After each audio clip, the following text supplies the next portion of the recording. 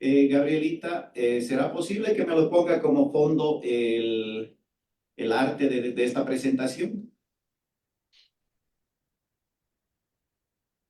En un Claro que sí. compartir pantalla. En un compartir pantalla.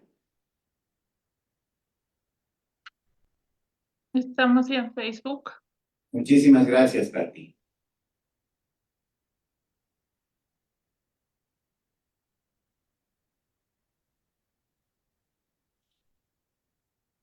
Hola, hola Samuel, Flavio, aquí Gober Barja.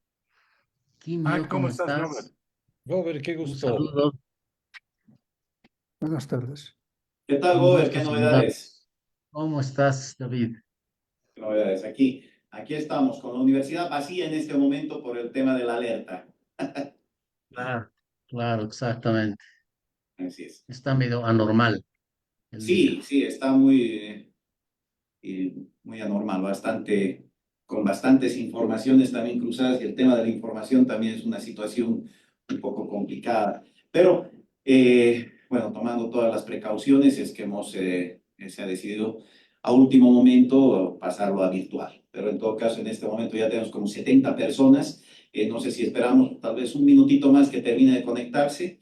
Las personas que están conectadas, si pueden también colocar sus cámaras, nos gustaría mucho poder verlos.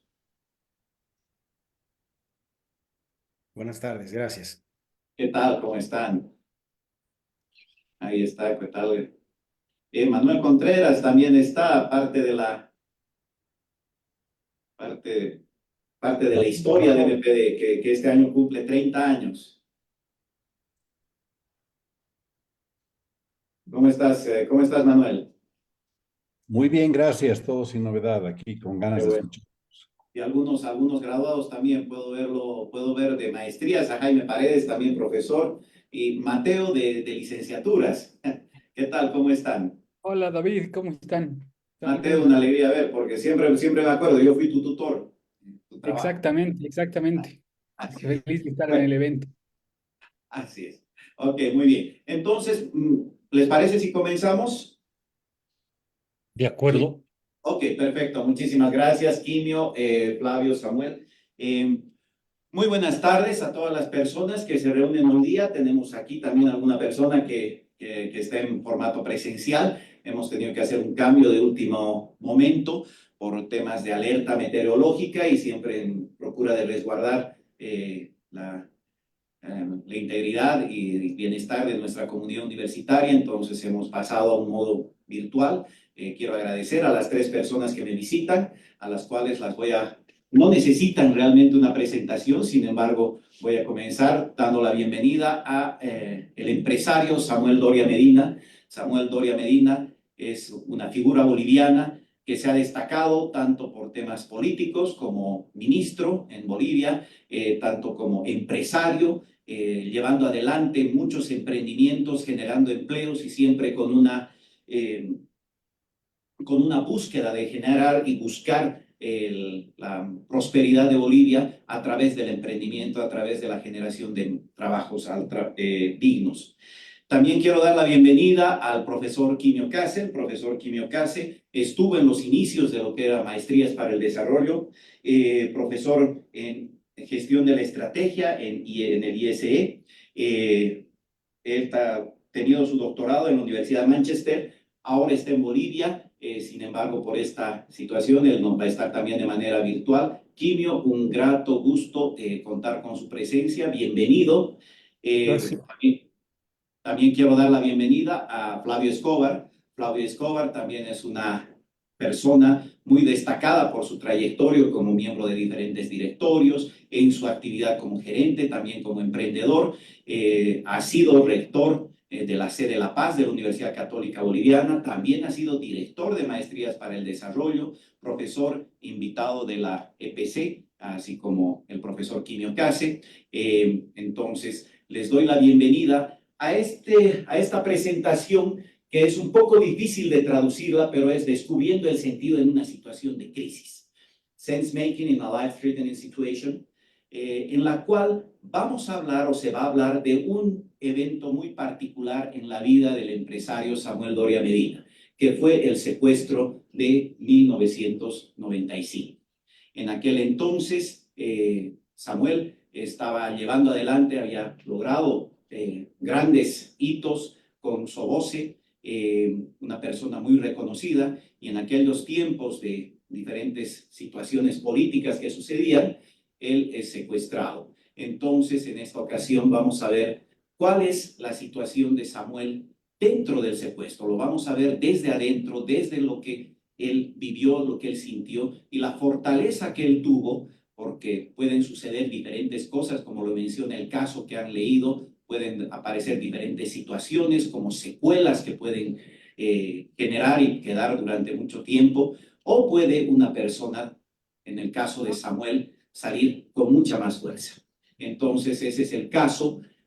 Samuel, como te comentaba hace un minuto, cuando tú tuviste esta situación muy particular, yo tenía 18 años, en ese entonces me encontraba leyendo La Casa de los Espíritus y quiero remarcar algo que tú dijiste en la tele y que me acuerdo hasta ahora, en el que decías, cuando yo estaba ahí recordé el libro de La Casa de los Espíritus de Isabel Allende, cuando a Alba, perdón, se le aparece su abuela Clara, y Alba decía en una situación muy complicada, también prisionera, que esperaba su muerte.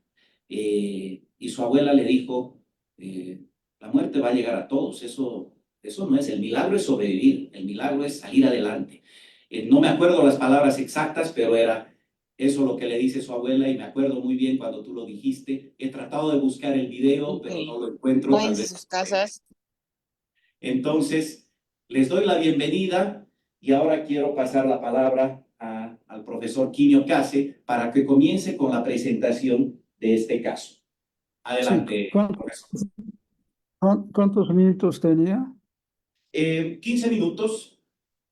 ¿Cuántos minutos tenía? Perdón, ¿Cuánto? 15 Se minutos. rompe la voz. 15. Sí,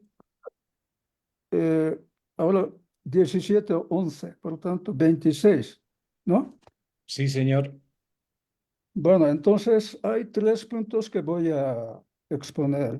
Uno, ¿por qué estoy metido en por qué tengo interés en este secuestro o incidente de secuestro y otras cosas en la vida de Samuel Doria Medina, empresario? Entonces, ¿podías sacar, Flavio, las transparencias? Sí, señor. Ahora comparto. Ahí está. Sí, puedes ir a la página 3. Ahí está.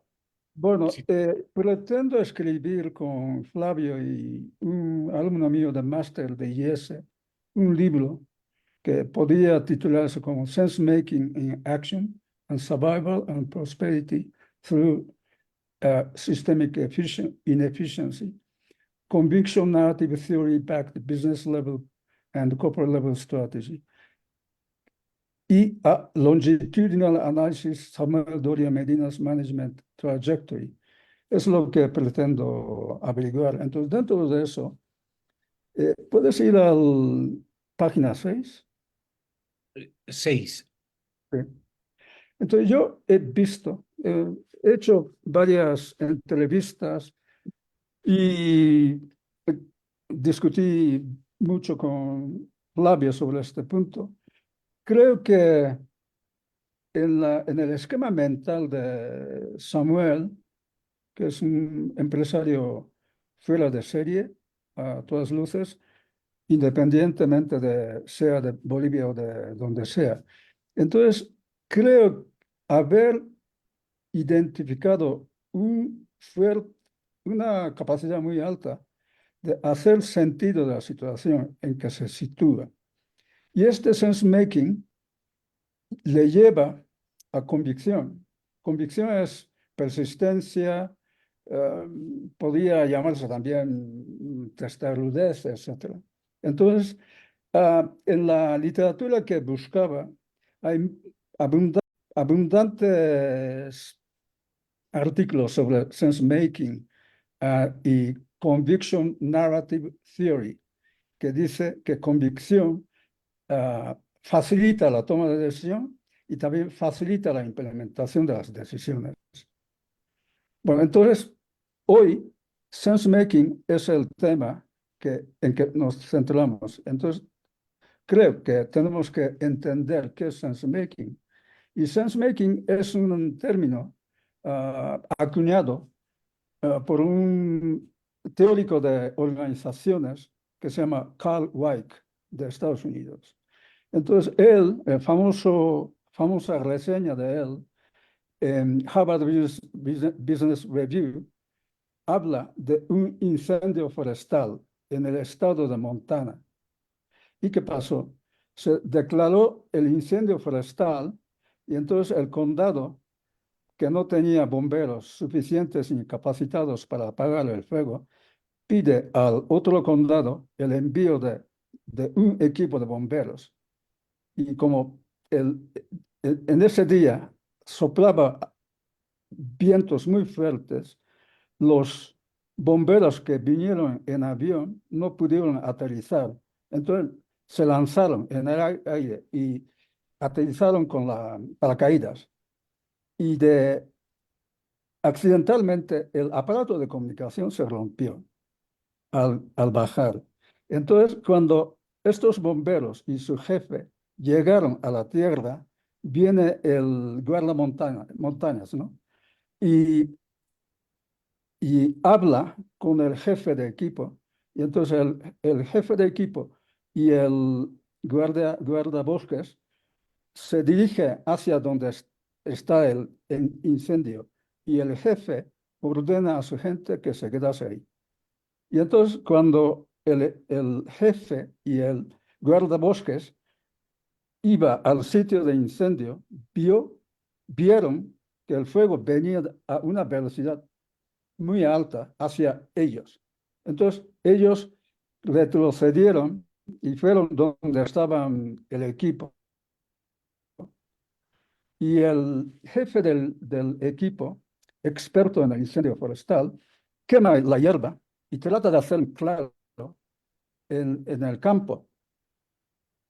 Y invita a su gente que se tumbase en el espacio así dejado por la quemadura, ¿no?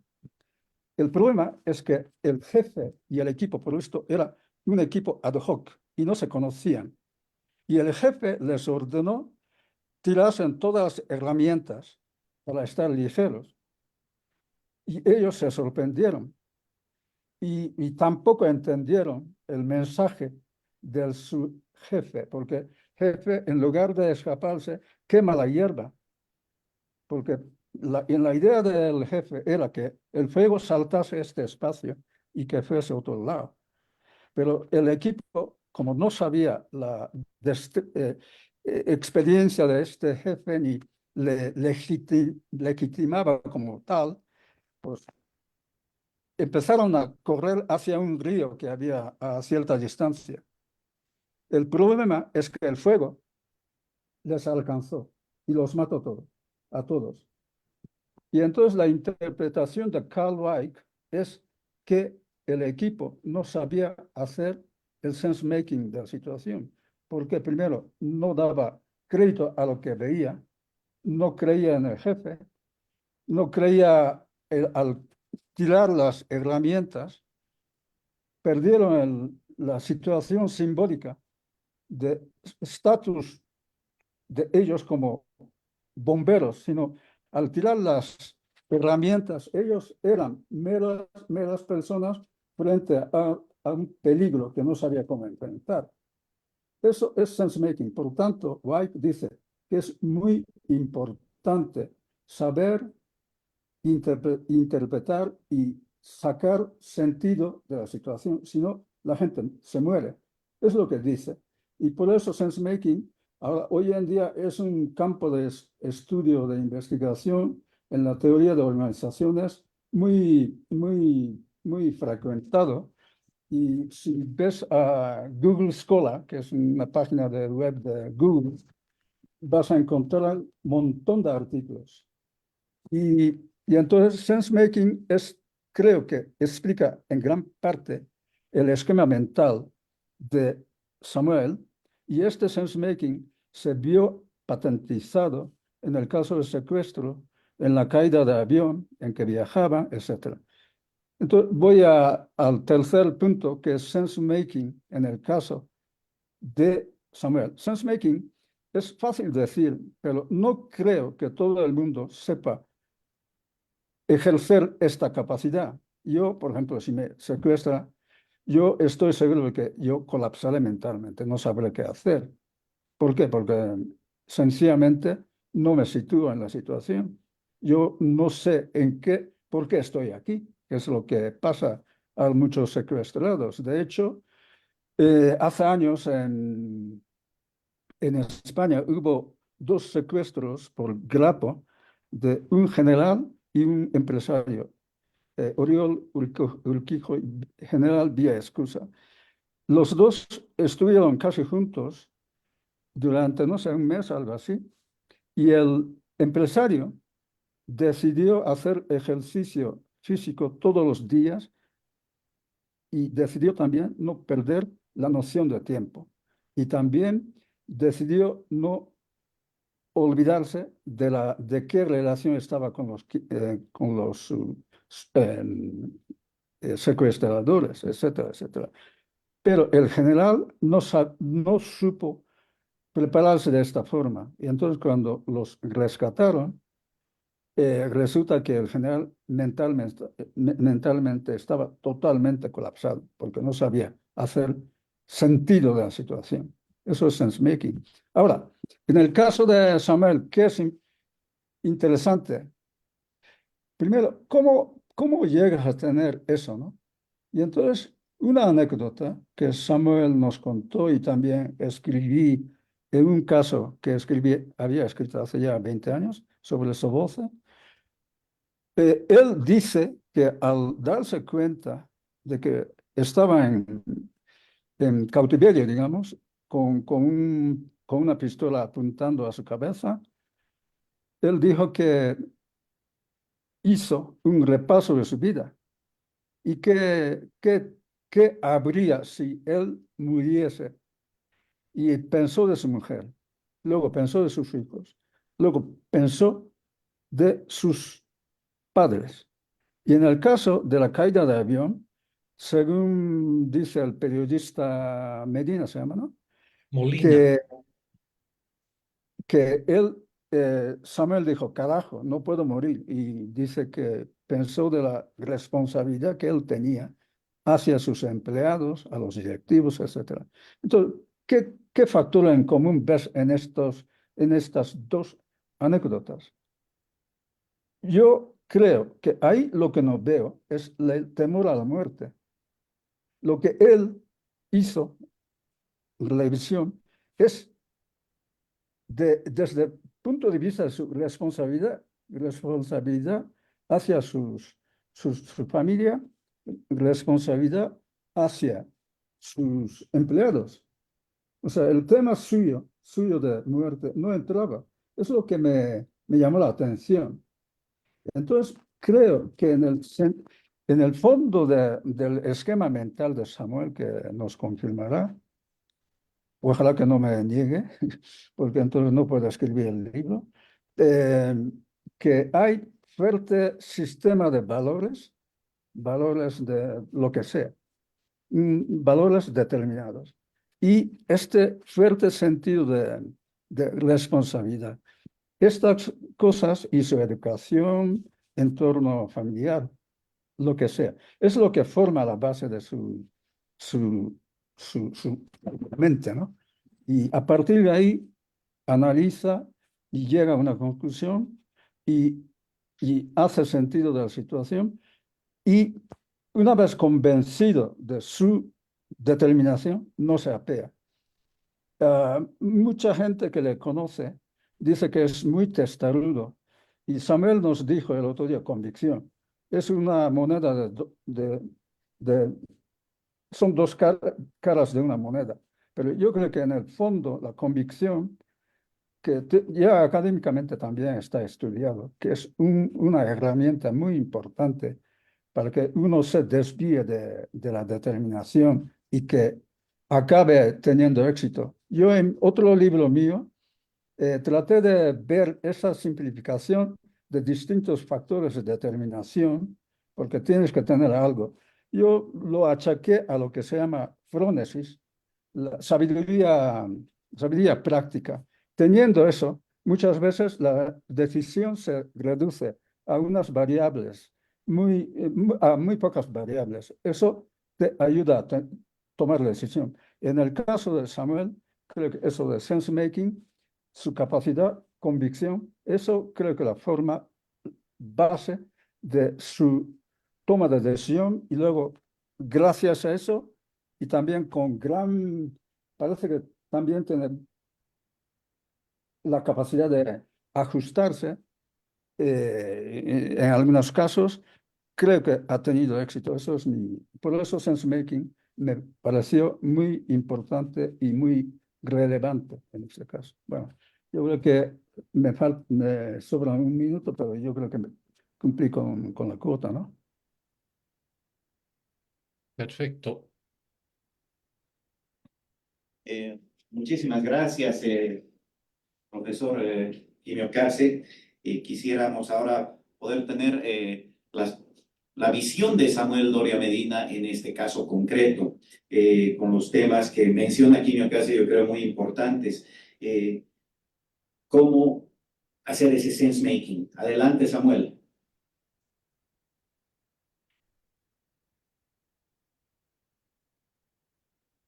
Creo que el micrófono no está activado de Samuel.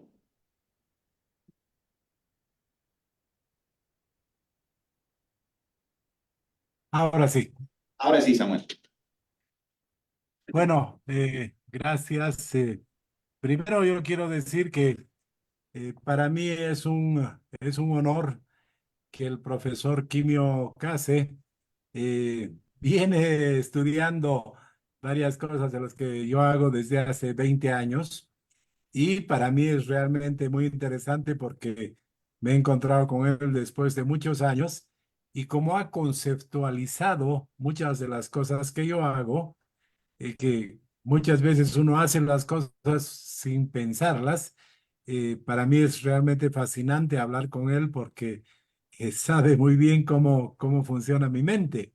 Y el otro honor que me da ahora es de que después de haber hecho el caso de Sobose para la Universidad de Harvard, y me ha estudiado durante 20 años seguramente discutiendo los casos o el caso con sus alumnos, ahora tiene previsto escribir un par de libros sobre este tema que es muy interesante.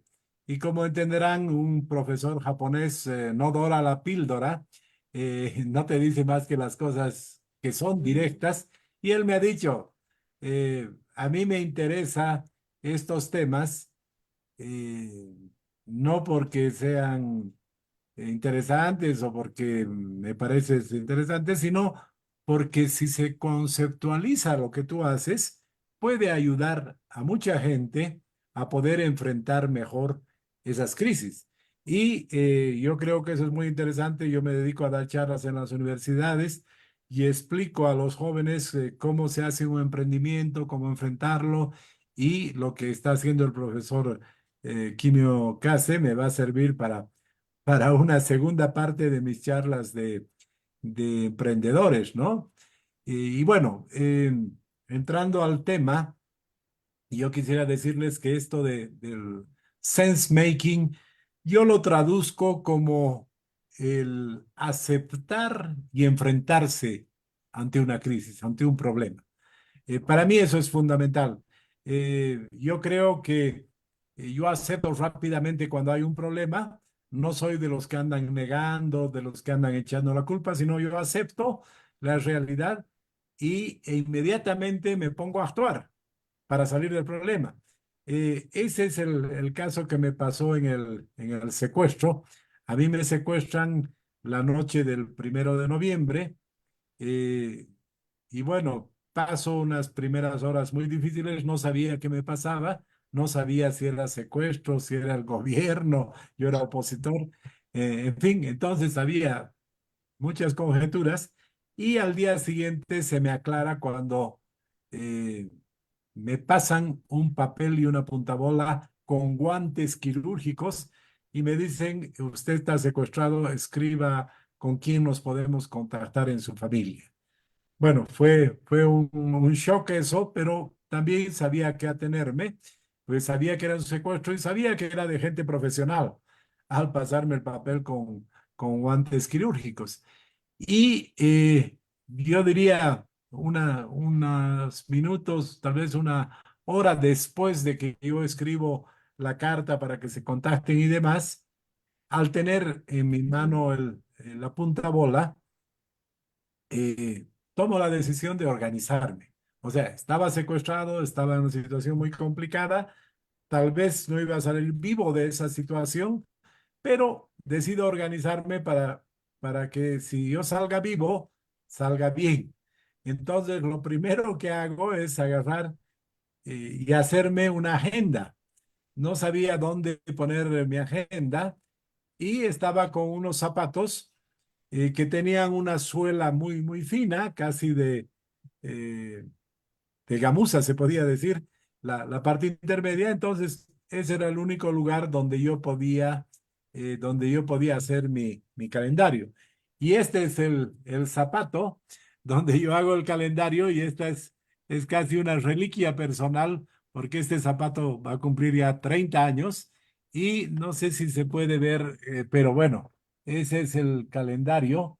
Eh, Más bien sería de esta forma y ustedes pueden ver un calendario que inicialmente yo hago noviembre. Fui secuestrado el 1 de noviembre y hago mi calendario por los días de la semana desde el 1 de noviembre hasta el 30 de noviembre.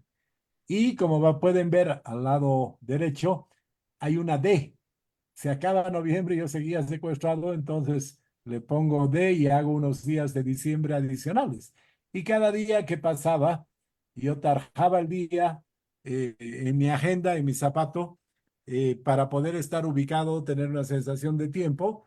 Y tal vez el zapato es lo más importante, lo simbólico, pero esto del sense making, o sea, de aceptar la realidad, de enfrentarla, hace de que yo me organice y decido tener una rutina. Yo me despertaba y rezaba, después me levantaba, me aseaba, hacía ejercicios.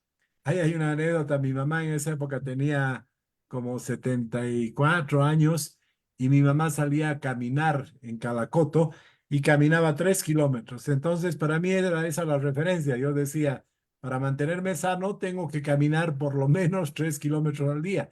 Y seguramente si alguien me observaba, parecía un loco, porque una habitación de 2 por 3 metros daba vueltas y vueltas y vueltas hasta completar 3 kilómetros.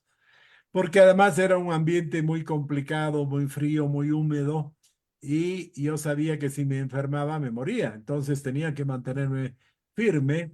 eh, me ponía a rezar, me aseaba, hacía ejercicios, hacía una evaluación, en fin, tenía una rutina diaria que la cumplía, que fue muy importante en esto de enfrentar la situación.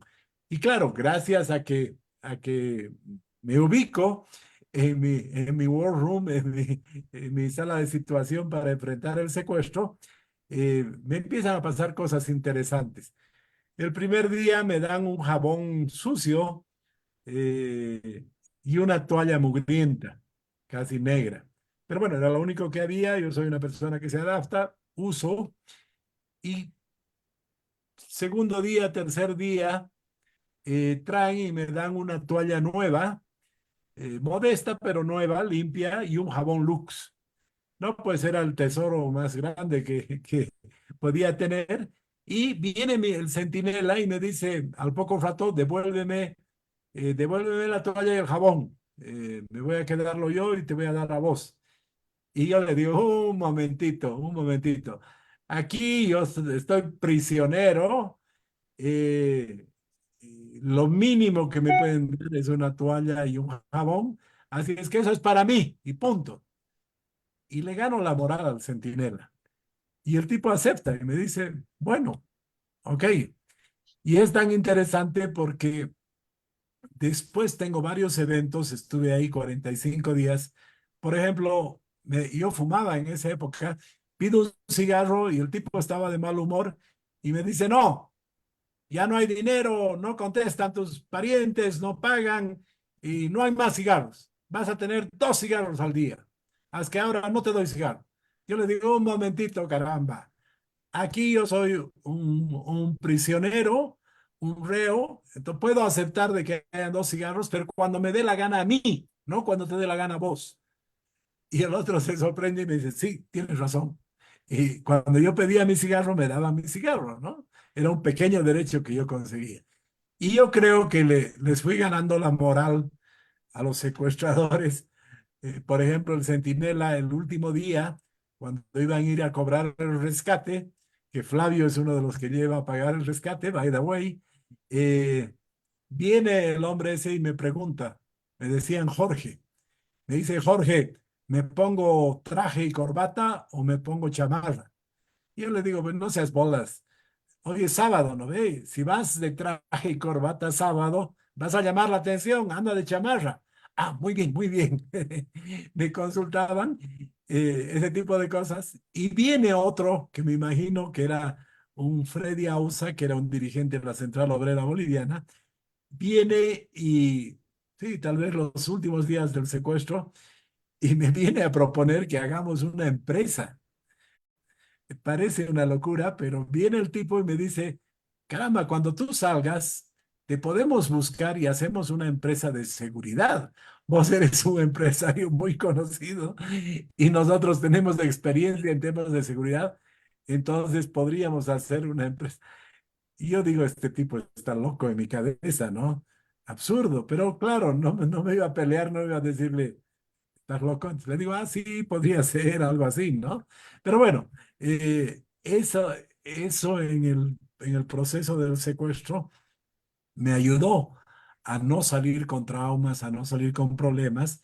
Y el hecho que mencionaba aquí mío, cuando yo salgo, a las pocas horas hablo con un experto inglés en secuestros y lo primero que él me pregunta, me dice, ¿tú has pensado que te ibas a morir? ¿Has enfrentado la muerte?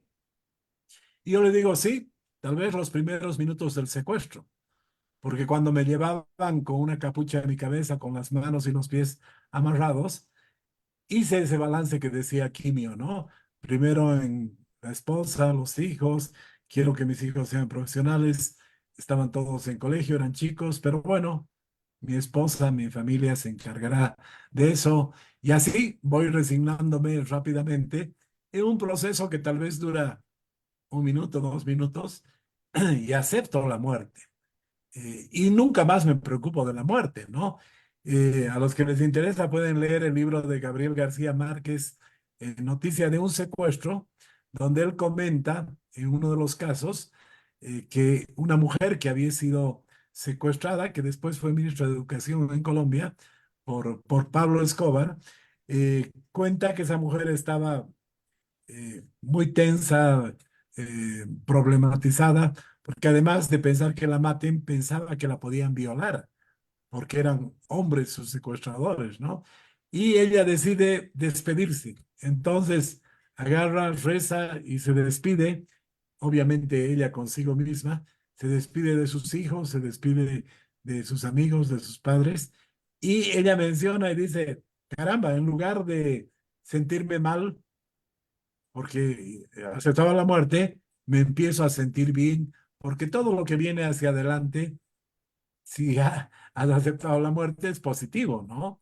Bueno, eh, yo quiero hacer énfasis en el hecho de que en estos temas de organizarse, de aceptar la realidad, de remontar las cosas, eh, hay varios conceptos. Yo algún momento le comentaba a Flavio de que una de mis líneas de acción fundamentales es el hecho de que yo tengo que estar en control. Eh, y yo le decía que alguna vez había leído una frase muy interesante que la dijo algún momento Albert Einstein, que para mí es una guía en la vida, la frase. Einstein dijo, cada uno es arquitecto de su propio destino. Entonces, ese es un tema fundamental. Por eso creo yo de que cuando estoy en una situación difícil, no espero que me rescaten, no espero que resuelvan, sino yo resuelvo, yo me pongo en control. Cuando nos caímos en el avión, cuando tuvimos el accidente en el avión de Amazonas, eh, yo me aseguro bien, me sirvió mucho lo que Jaime Paz me había contado, qué hizo cuando se caía del avión. Entonces, con esa experiencia yo me ajusto bien. Pero bueno, se cae el avión, golpes y demás, yo salgo. Y con esta lógica de que, bueno, ya pues nos caímos, he sobrevivido, hay que resolver, yo organizo el rescate.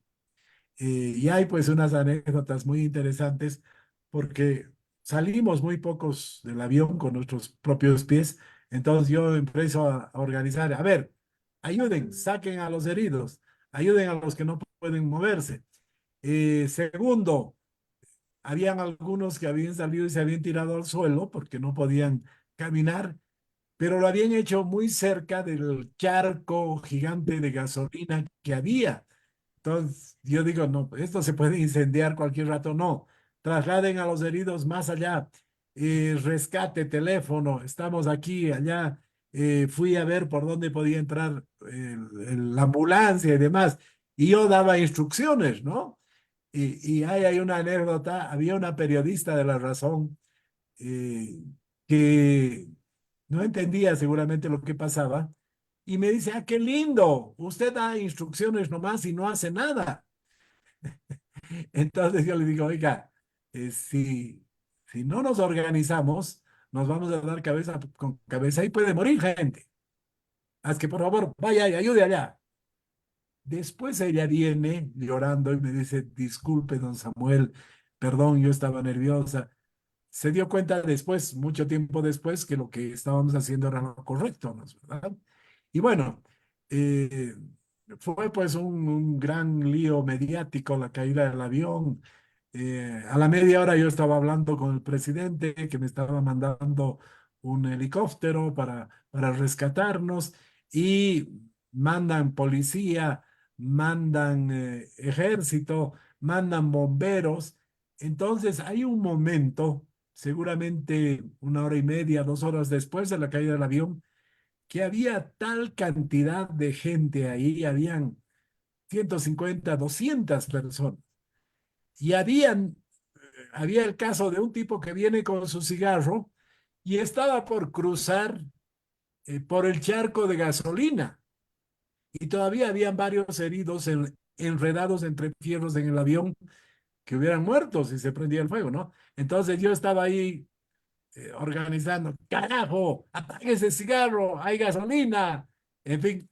Y bueno, gracias a que nos organizamos en 2 horas y media, tres, los heridos graves estaban en el hospital, en una clínica, los llevaron, se salvaron todos y pudimos contar esa experiencia, ¿no? Y así tomo un par de minutitos más en el último tema, que tiene que ver con algo más empresarial, eh, que es la aplicación de esto. Y tiene que ver con un arbitraje. Yo he tenido un arbitraje muy importante, muy grande con una empresa multinacional y vamos al arbitraje en Nueva York, ganamos el arbitraje, nos dan la razón, cuantifican el daño, dicen que nos tienen que pagar decenas de millones de dólares y los mexicanos, típicos latinos, vienen a Bolivia y se contratan un estudio de abogados de Calacoto, que tenía muchas conexiones con el gobierno, con ministros, en fin, y meten plata por todo lado y sacan la anulación por la justicia boliviana del arbitraje. Pero además de la forma más burda y absurda, un miembro del Tribunal Constitucional saca un decreto constitucional que no existe y él solo firma las decisiones del tribunal tienen que ser de todos sus miembros, anulando el arbitraje por alguna razón absurda, ¿no? Entonces nos reunimos con varios abogados, los mejores abogados de La Paz, y todos más o menos me dicen, Samuel, hay que aceptar, nos ganaron. Y yo no acepto por esta razón de que cada uno es arquitecto de su propio destino. Y no, yo me exijo, pienso y digo, no, este es un arbitraje en Estados Unidos, contrato en Estados Unidos, pagos en Estados Unidos, vamos a la justicia norteamericana. Ahí vamos a obtener justicia. Y los abogados me dicen, absurdo, problema de un mexicano con un boliviano en la justicia norteamericana, imposible. Y bueno, yo les digo, consulten a los abogados americanos. Y los abogados americanos dicen, bueno, sí, hay un caso en la historia donde Estados Unidos, la justicia americana ha dicho que tenía jurisdicción. La probabilidad es 2 o 3% de éxito y puede costar muchos millones. Yo digo, adelante, vamos adelante porque era lo único que teníamos. Vamos adelante y he peleado en ese caso durante 11 años. Hemos llegado a la Corte Suprema de Justicia de los Estados Unidos, hemos ido a todas las instancias y demás, y al final le he ganado a esta empresa y yo siempre digo, es muy interesante ganar decenas de millones de dólares que te paguen, pero lo más interesante para mí es demostrar que una empresa boliviana relativamente pequeña frente a una multinacional que no cumple, le puede hacer cumplir. O sea que en este mundo hay justicia. Habrá que buscarla, no es directo, no es como en Japón, que tienen una justicia correcta, pero se ha logrado y es un precedente que además una empresita de un país pequeño como Bolivia le gane a una multinacional de un país muy grande. Entonces ahí fue este tema de no aceptar lo que te dicen, ¿no? Y termino con una cosa. Me pasó lo mismo cuando me diagnostican cáncer. Me diagnostican cáncer y bueno, y como ya tengo experiencia en crisis, cuando hay una crisis, yo apago la parte emocional y funciono mejor. Les cuento como anécdota que cuando me dan el diagnóstico, estábamos en Nueva York con mi esposa, dan el diagnóstico así negro, quimioterapia, radioterapia, posible operación y que me iban a sacar la vejiga, iba a tener que vivir con una bolsita con muy poca calidad de vida y demás. Y bueno, era mediodía, entonces yo le digo a mi esposa, vamos a almorzar. Y mi esposa no quería comer. Y yo la calmaba, a ella le decía, pero a ver, tenemos que continuar la vida, enfrentar las cosas, como si ella fuera la del cáncer y yo era el del cáncer, el que posiblemente se iba a morir. Y bueno, paso la quimioterapia muy dura, muy difícil, 2 meses, se me cae el pelo, en fin, muy complicado, pero yo no aceptaba lo que el mejor médico del mundo me había dicho de que me tenían que sacar la vejiga. La quimioterapia era para que no pase el cáncer a otros lugares, pero que me tenían que sacar la vejiga y tenía que tener una vida muy complicada hacia adelante. Eh, no, yo no aceptaba, yo decía, tal vez a una persona muy mayor en los últimos años de su vida sea razonable esa solución, pero yo pienso vivir 20, 30 años más. Tenía 62 años en ese momento. Y yo tengo un médico familiar hace 30 años en Estados Unidos y lo llamaba y lo molestaba y lo iba a visitar y le insistía encontrar otra solución, encontrar, y yo buscaba en la internet y todo. Y un día me llama y me dice, he hablado con un gran oncólogo y hay otra solución. Tienen que hacerte radioterapia, una radioterapia muy fuerte, muy dura, pero la probabilidad de que salgas adelante con radioterapia es un poquito menos, pero no significativa de sacando la vejiga y todo lo demás. Y yo tomé el camino de la radioterapia. El médico de la radioterapia era una eminencia también, que de entrada me quería desanimar. Me decían, su responsabilidad, no sé si funcionará, hay muchos que no han funcionado y se han muerto. Me trataba de desanimar, pero no, yo fui adelante Y claro, después de 20 sesiones de radioterapia que te queman, yo estaba con muchos problemas mal que se iban a superar seguramente en un tiempo. Y recién mi médico se volvió optimista. Me dijo, caramba, estás respondiendo y demás. Y gracias a esa radioterapia he salido del cáncer. En unas cuantas semanas van a ser 2 años que estoy fuera del cáncer. Y cuando lo veo a mi médico, él siempre se acuerda de que mi insistencia, mi persistencia, eh, eh, lograron encontrar una solución médica, ¿no? Entonces, aquí la enseñanza es de que uno sí puede utilizar asesores, médicos, abogados, todo lo demás, pero el que resuelve las cosas es uno mismo. Es uno mismo porque uno es el arquitecto de su propio destino, ya sea en el tema de salud, ya sea en el tema empresarial, ya sea en sobrevivir. Y yo creo que muchas veces cometemos el error de decir, ah, no, el médico me lo va a resolver o me lo va a resolver el tema el abogado. Y eso no es así. La convicción, la solución está en nuestras manos.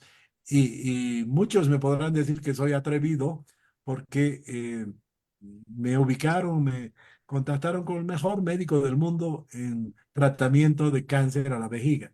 Y yo le dije que no aceptaba su solución y encontré otra solución que funcionó. Entonces, o los mejores abogados de Bolivia me dijeron, estás loco, no se puede ir a la justicia norteamericana y se pudo, ¿no es verdad? Y se resolvió y ganamos. Entonces, creo que también ese es un elemento clave, Quimio, en el sense making, en el estar conscientes de que cada uno es el arquitecto de su propio destino y tener la capacidad, yo lo he logrado, de apagar la parte emocional y prender la parte más eficiente de tu cerebro para poder enfrentar un problema. Gracias. Muchísimas gracias, Samuel, por compartir no solamente la experiencia del caso concreto del secuestro, sino que además muestras cómo tal vez el secuestro se lo aplica o el aprendizaje que recibes en este secuestro lo aplicas después en tu vida, en otros acontecimientos muy importantes y también en tu vida como empresario. Vamos a comenzar con las rondas de preguntas. Ustedes han recibido el caso para que lo puedan leer. Sin embargo, si me permiten, quisiera comenzar con una pregunta para Quimio y una pregunta para Samuel. Así que primero quisiera preguntar a Quimio nuevamente, bienvenidos, y también saludar en este momento, aprovecho para saludar a todos los graduados y estudiantes de la EPCI de Maestrías para el Desarrollo. Este es un evento que lo estamos realizando por los 30 años de Maestrías para el Desarrollo. Cuando habla Quimio de un esquema mental, este esquema mental en una situación en la que es una situación de crisis, el esquema mental que sería básicamente el sense making, ¿qué rol juega la incertidumbre? Porque en una situación de incertidumbre en la empresa, por ejemplo, cuando estamos en una situación de volatilidad, por ejemplo, de tipos de cambio, de tasas de interés, dentro del esquema mental, a veces nos enfrentamos cuando hay un incendio, como el caso que menciona, que sabemos que nuestro enemigo ese rato es el fuego y ese fuego va a avanzar y tenemos que escapar. Pero en una situación en la que tenemos una incertidumbre, una volatilidad, ¿cómo se proyecta el esquema mental desde el punto de vista de un empresario, desde el punto de vista de un estratega? Sí, yo creo que viendo el caso de Samuel, creo, eh, es que la incertidumbre es eso, que no se sabe qué va a resultar. Entonces ahí tienes que poner una dirección de esto, simplificando todas las cosas y en base a mis valores y creencias, eso tiene que ser una solución, es una salida, etcétera. Es casi creo que intuitivo, ¿no? Y no es un proceso, digamos, consciente intelectual.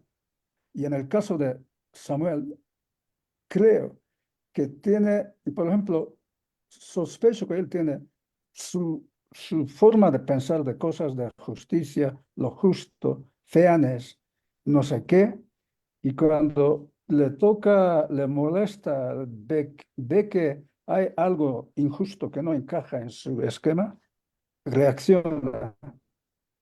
Reaccionar a esa emoción. Y hay un estudio que la emoción también ayuda a sacar una solución de forma inmediata. Entonces, también los valores, como antes dije, cuando enfrenta el secuestro, la primera cosa que se ocurre es su responsabilidad hacia la familia, que es muy significativo, porque eso ya le da un corte a la realidad, ¿no? Y yo creo que es conjunto de todo eso. No sabemos, realmente, creo que eso ocurre todo en un instante en la mente de la gente preparada. Y yo y sospecho que no podía hacer frente y no sabría sacar el sentido. Pero viendo a Samuel, veo que una persona con cierto sistema de creencia, de valores, de disciplina, sabe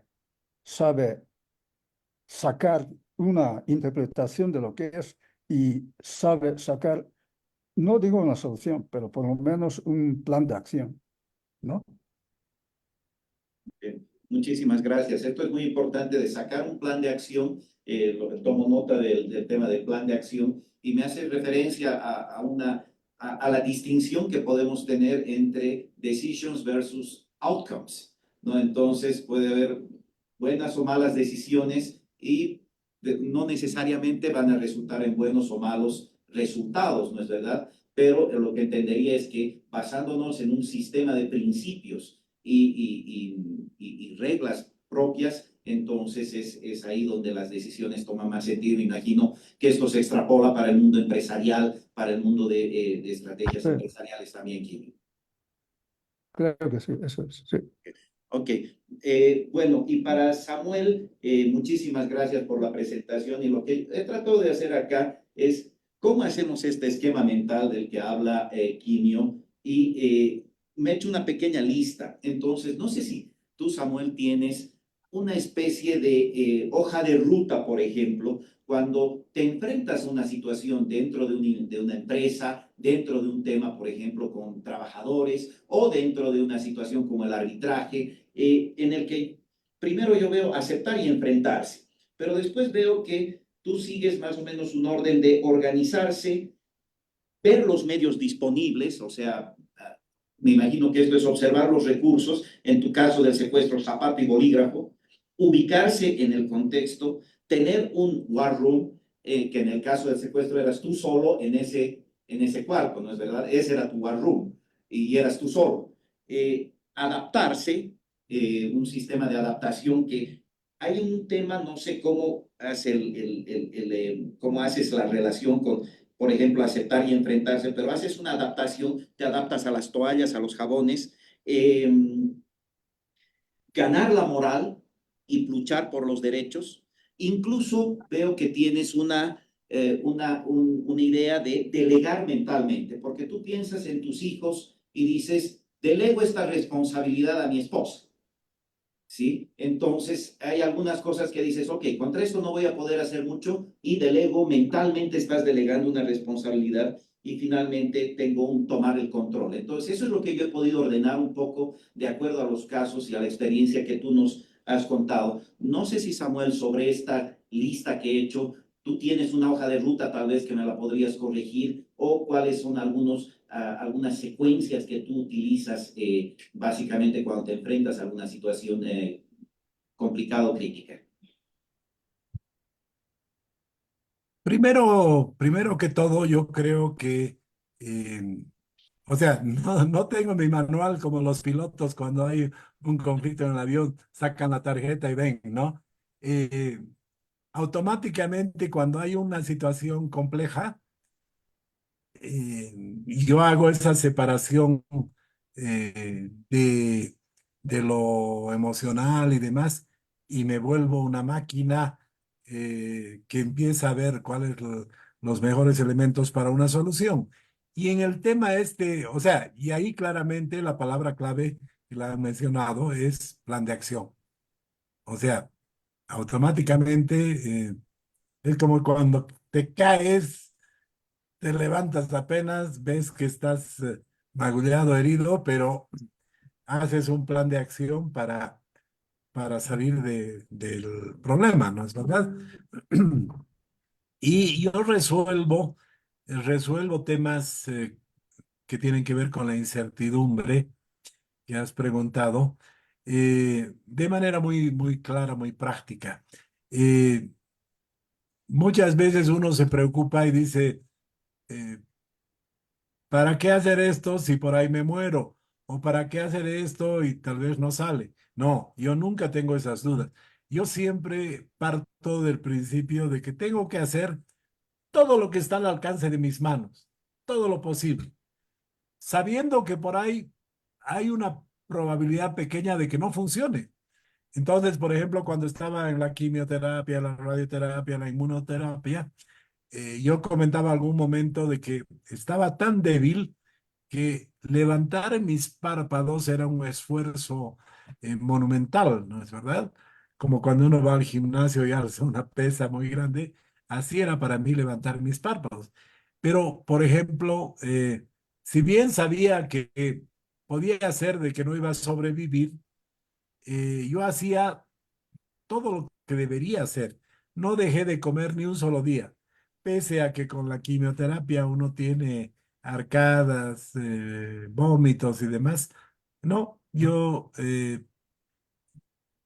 comí todas las veces que tenía que comer, tal vez menos de lo normal en cantidad, pero sabía que si no comía, no iba a reponer mis glóbulos rojos y iba a seguir débil. Eh, y también, obviamente, eh, sabía de que si yo no sobrevivía, tenía que preparar ciertas cosas. Entonces, por ejemplo, yo organicé una transición con mis hijos. En el caso de que yo me muera, mis hijos tenían que tomar las riendas. Y ha sido un proceso muy interesante porque ha funcionado muy bien. Y yo tengo una transición, diría, avanzada en un 80-90%.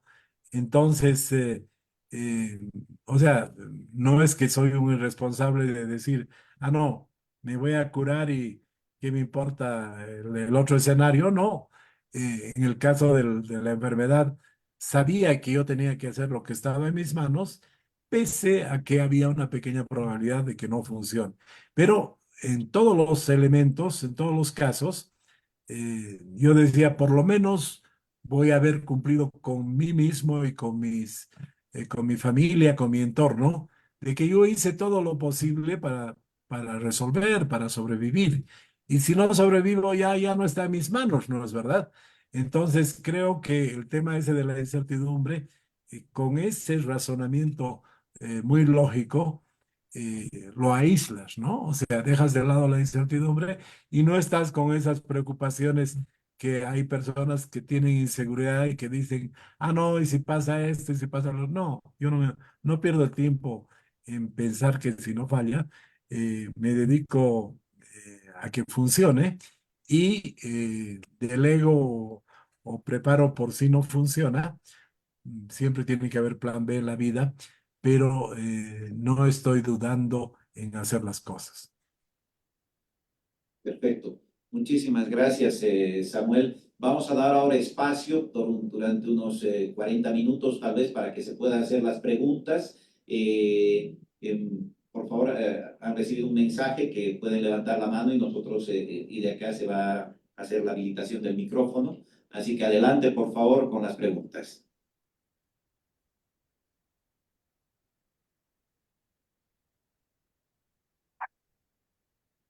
Ok, creo que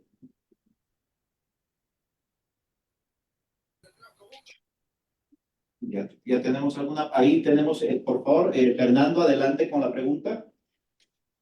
Bueno, muchísimas gracias por la presentación al señor Quimio Case, al señor Doria Medina, muy interesante. Un par de preguntas rápidas para don Samuel. básicamente se habla mucho sobre esta situación de crisis. Parece que hay un plan de acción muy claro, pero también existe una lógica que tiene que seguir el grupo que lo acompaña, el equipo. ¿Cómo cree en estos casos que si se quiere llevar, digamos, este tema no solamente al líder en una situación de crisis o a quien esté enfrentándola, sino a quienes, cómo se puede crear la influencia para poder lograrlo? ¿Qué elementos se tienen que dar para que otras personas de alguna manera puedan llevar a cabo cierto tipo de acciones? Lo pongo desde el punto de vista del liderazgo como tal. Y la siguiente pregunta es un poco más pragmático de la situación actual.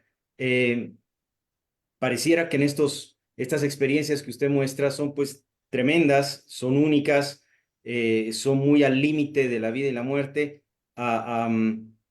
Si tiene algún plan hacia adelante para, no sé, o exponerlas de mejor manera, hacer un libro o no sé, cuáles serían sus siguientes pasos dadas estas experiencias muy al límite. Muchas gracias. Con todo gusto, Fernando. A ver, en la primera pregunta, eh, o sea, con el equipo que tengo, ya sea familiar, ya sea empresa o cualquier otro escenario, eh, o sea, creo que tengo un liderazgo reconocido. Entonces, cuando hay una situación complicada, además creo que saben que cuando hay problemas eh, funciono mejor. Cuando hay crisis reacciono rápido. Entonces, yo doy tareas, instrucciones y demás, y la gente responde, ¿no es verdad? O sea, por eso para mí la anécdota es esta periodista Brenda que me cuestionó de por qué yo daba órdenes y no hacía cosas, que le expliqué y ella entendió y se disculpó, ¿no es verdad? Eh, pero creo que ese es un tema importante porque obviamente en todas las crisis eh, sería absurdo decir que solamente con lo que yo hago salimos. Era parte de todo un grupo. Una anécdota interesante. Me secuestran a cerca de las 12 de la noche y claro, todavía había noticias, radio, televisión, sale la noticia que me han secuestrado, y muchos familiares y amigos y gente que trabaja se van a mi casa.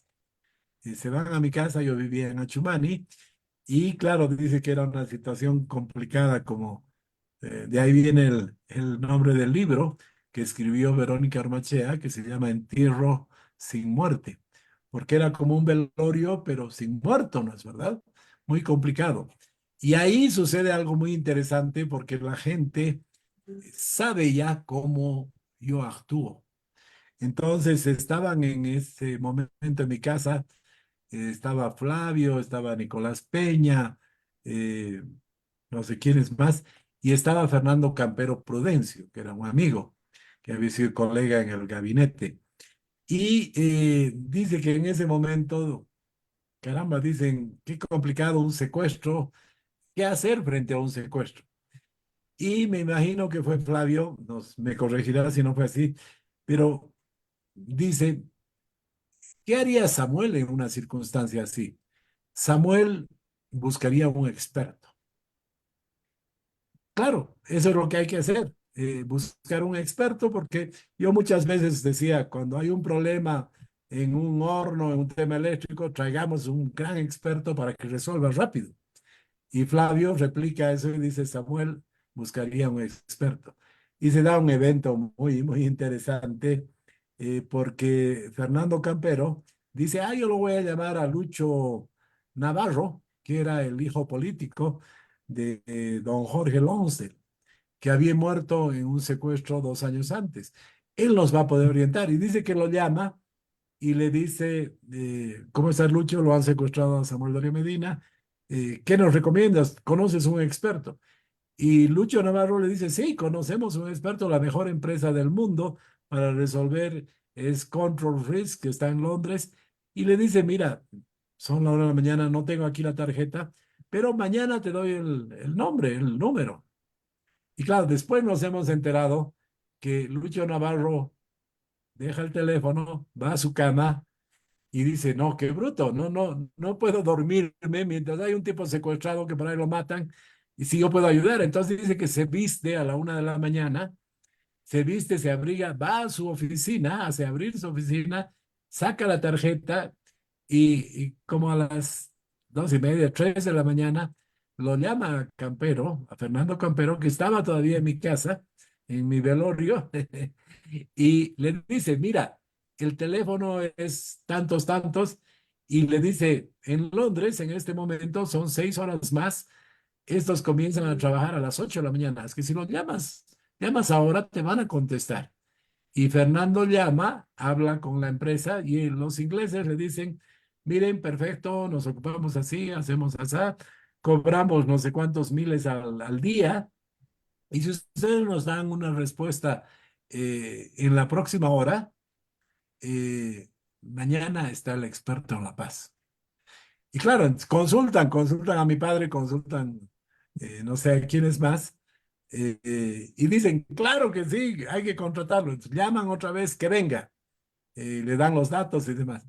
Y antes, a las 24, 30 horas que me habían secuestrado, estaba aquí en Bolivia el gran experto, un tipo que había estado en 40 secuestros y en 20 casos complicados de extorsión a empresas, un ex miembro de la inteligencia militar inglesa, y con mucha experiencia y que participa y ayuda mucho a la solución, ¿no es verdad? Entonces, siempre hay equipo, hay expertos, pero obviamente, claro, cuando yo estoy presente, hay que tomar las decisiones importantes, pero incluso cuando no he estado presente, eh, la gente responde y trabaja.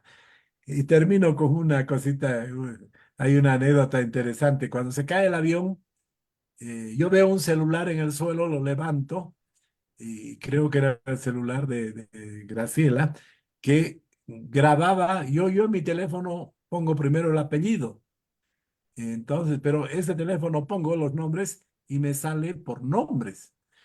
Y me sale el nombre de Alain Pacheco, que es la persona que trabaja en sistemas conmigo, una persona muy relacionada a la católica también. Y yo le digo a Alain, nos hemos caído, el avión se ha estrellado, nos tienen que venir a rescatar, no sabemos dónde estamos, hay una antena de Entel, no sé qué, esto, lo otro. Haz que ve cómo nos pueden ayudar rápido. Y yo soy un tipo bromista, cuando parezco más serio, cuando me ven, soy una persona que hace muchas bromas. Entonces dice que Alain cuelga y dice, ¿este está hablando en serio o está haciendo una broma? Y llama al aeropuerto y pregunta el vuelo tanto de Amazonas, y en Amazonas ni se había enterado que nos habíamos caído.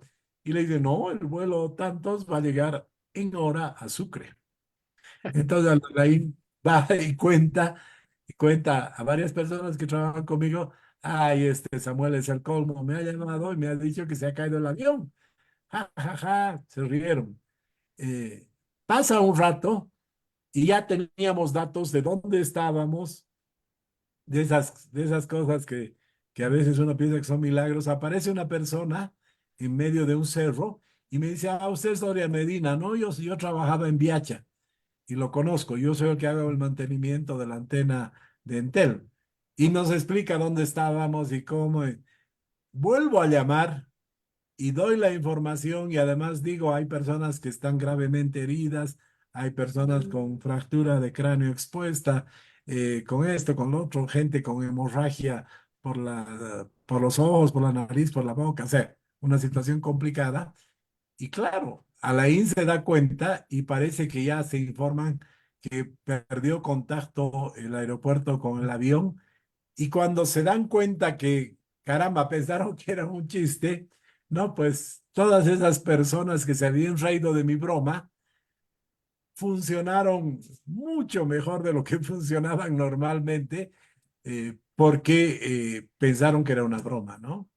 Bueno, y finalmente, para contestar muy rápido sobre el tema, yo creo que es un poco difícil escribir sobre mí mismo, ¿no?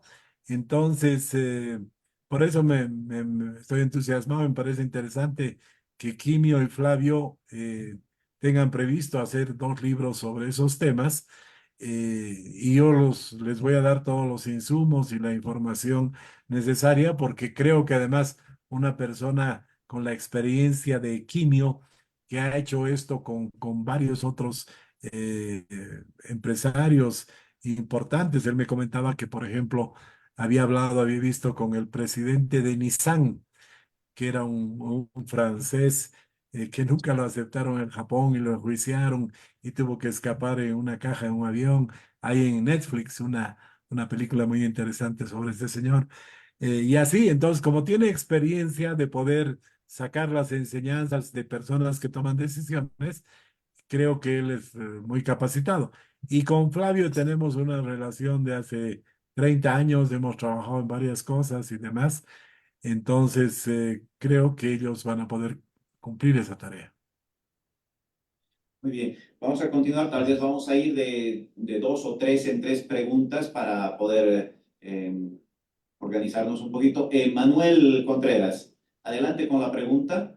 ¿Y para quién va la pregunta? Hola, ¿qué tal?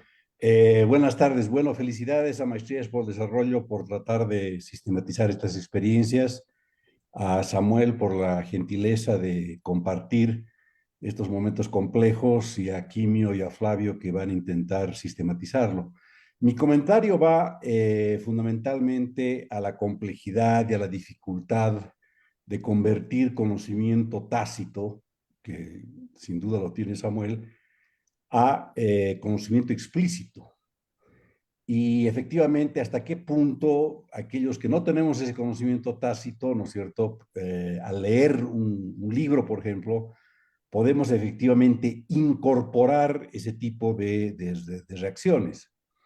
En fin, es un comentario más para Flavio tal vez y para Quimio respecto a las dificultades que han visto en este caso y tal vez en el caso de Quimio en otros también. Cómo es que convertimos conocimiento tácito en explícito. En todo caso, felicitaciones por el esfuerzo y con muchas ganas de ver el producto final. Felicitaciones.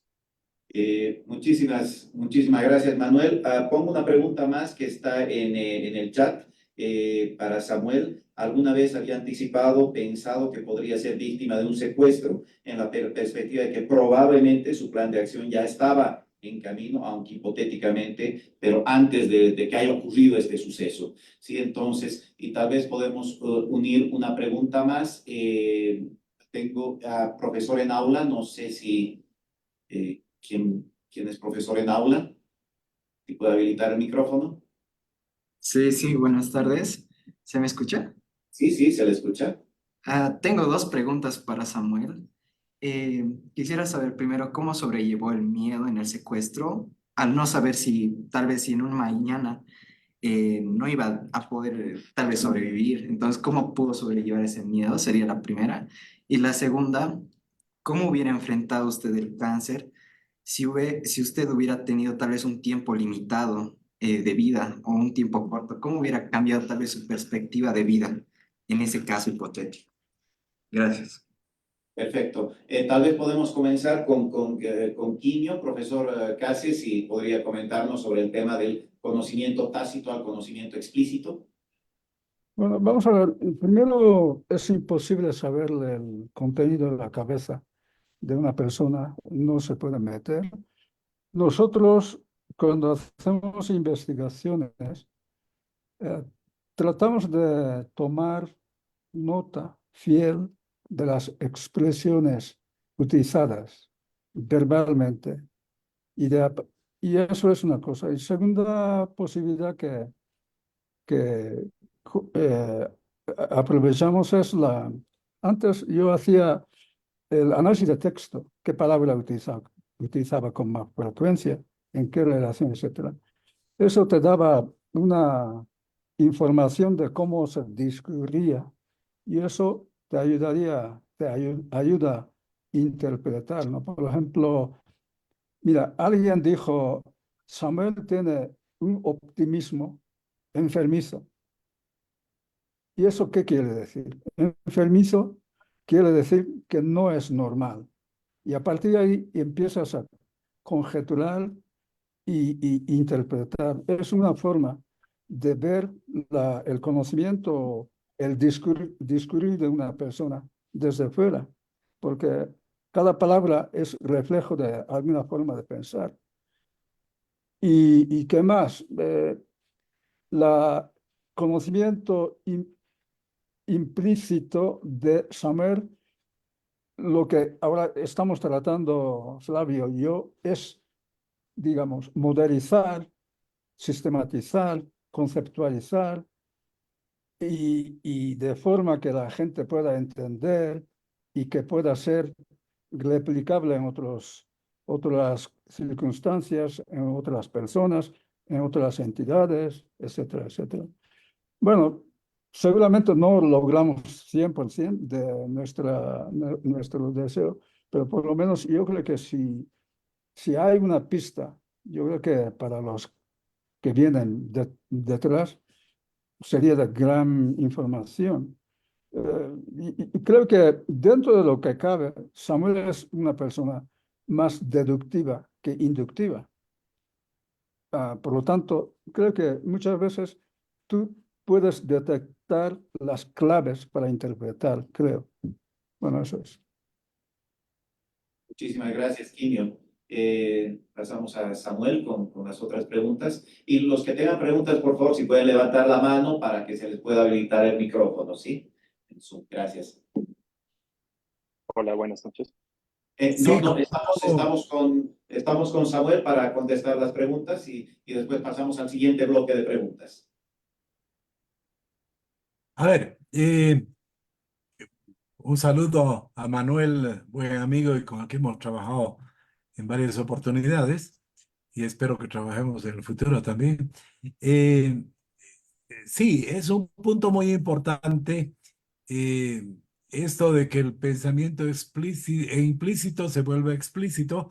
Yo solamente corregiría de que el plan de acción implícito, cómo hacerlo explícito no es fácil, ¿no? Pero yo quiero comentarles de que yo trato de transmitir a mis hijos, a la gente joven, a través del contacto directo, del TikTok, en fin. Y obviamente hay veces que no tengo éxito, pero también hay veces que funciona, ¿no? Yo les comento, por ejemplo, y le he comentado a Quimio, que algo que para mí me ha servido mucho fue un profesor chino de inglés. Yo me fui a estudiar a Arizona y tenía que llevar una materia de inglés para foreign students. Y mi profesor era un doctor en inglés chino. Y el chino nos enseñaba, no nos enseñaba verbos, palabras, porque eso sabíamos, estábamos estudiando ya en la universidad. Pero el chino nos explica y nos dice, muy importante en la vida, ver las cosas como un proceso y anticipar las cosas. Él dice, cuando yo me levanto, veo que tengo que hacer mi desayuno, tengo que ir a dar clases, tengo que ir a tomar clases, porque él estaba haciendo un doctorado en inglés. Y bueno, yo anticipo y eso me facilita. Y él dice, para hablar inglés, para hablar un idioma que no es tu lengua madre, si tú anticipas las cosas, vas a tener una forma mejor de enfrentar que los que improvisan y no hacen nada. Y yo me acuerdo que nos pidió que hagamos un essay y yo escribí un essay y fue el que lo tomaron como ejemplo, porque yo contaba, cuando estaba en la Católica hacíamos un periódico y yo conté el proceso de hacer un periódico, definir el tema, pedir contribuciones, noticias, fotos, después armar el periódico, ir a la imprenta, distribuir. Y el chino este dijo que sí, ese era un proceso que así se debería enfrentar. Yo les comento a mis hijos, les comento a jóvenes, y parece que no lo ven como muy relevante, pero para mí es muy, muy importante ese proceso de tratar de anticipar las cosas. Pero también hay veces, ahí le doy la razón a Manuel, pero también me llevo sorpresas interesantes. Mi hijo mayor, de los hombres, cuando fue a trabajar, yo le hice 3 recomendaciones y yo me había olvidado. Y bueno, mi hijo le va bien, trabaja muy bien en Santa Cruz y un día lo entrevistan. Lo habían entrevistado y él había contado de que su padre le recomendó 3 cosas. Bueno, 15 años después, ¿no es verdad? Y yo le había hecho esa recomendación el año 2010. Y hace unos meses sale un TikTok de alguna entrevista y mi hijo repitiendo esas 3 cosas que yo le había recomendado y que él las pone en práctica. Entonces, ese, por ejemplo, es un caso eh, que yo lo veo como que sí puedes transmitir un plan de acción implícito, explícitamente para que otras personas la utilicen. La segunda pregunta, nunca en la vida se me había imaginado que me podían secuestrar. Yo me acuerdo que decía, uno piensa que se puede morir en el auto, en el avión, en fin, muchas cosas, pero nunca, nunca se me había pasado por la mente un secuestro. Y claro, por eso cuando me secuestran, no entendía qué pasaba, ¿no? No sabía qué pasó y por lo tanto no me había imaginado estar en un secuestro y enfrentar. No, pues si yo prevería todo anticipadamente, sería creo que mucho más eficiente, pero no preveo todo. Y además, estas crisis aparecen cuando uno menos se imagina y en el lugar que menos piensa que van a suceder. Em, ¿cómo trato el miedo? Como decía, creo que tengo la capacidad de dejar de lado las emociones. Obviamente debo tener miedos, pero no dejo que interfieran mi razonamiento. Una cosa interesante, yo tenía un diente un poquito chueco, de estos dientes que llamamos de conejo, tenía normalmente un diente un poquito inclinado. Cuando salí del secuestro, mi diente estaba totalmente torcido. Entonces, puede ser que yo aíslo lo emocional, lo nervioso, y me dedico a ser eficiente cuando hay crisis, y tal vez mi cuerpo reacciona. Por ejemplo, ahí me torció el diente, ¿no ve? O sea, fue muy, muy evidente y hay fotos antes del secuestro con un diente un poquito inclinado, unos grados, y salgo del secuestro y mi diente estaba bastante inclinado. Entonces, no es que no me afecta, pero tal vez logro que me afecte de otra manera que lo que podría afectar en las preocupaciones. Eh, no, yo no me ando preocupando qué hubiera pasado si me daban 3 días o 3 meses de vida, cómo hubiera enfrentado. No. Puede ser que uno de nosotros salga de su casa y se caiga una teja sobre su cabeza y lo mate, ¿no es verdad? O sea, nadie tiene asegurada la vida. Yo creo que todos los días nos levantamos sabiendo si dramatizamos que puede ser el último día, pero yo no me preocupo, no, hoy día puede ser mi último día, no, yo espero vivir muchos años más, y bueno, no me hago la idea de qué me pasaría si tendría poco tiempo y demás. Y finalmente sobre el tema del optimismo enfermizo, no puedo negar que soy muy optimista y ahora con mayor razón. ¿Saben por qué? Porque ustedes saben que se ha empezado a estudiar en las universidades el tema este de la felicidad, de la satisfacción de vida. Son las materias más exitosas y nuevas en las principales universidades del mundo. En Harvard comenzaron con la materia de felicidad y había tanta gente que la daban también en línea y creo que han entrado 4 o 5 millones de personas a ver esas clases.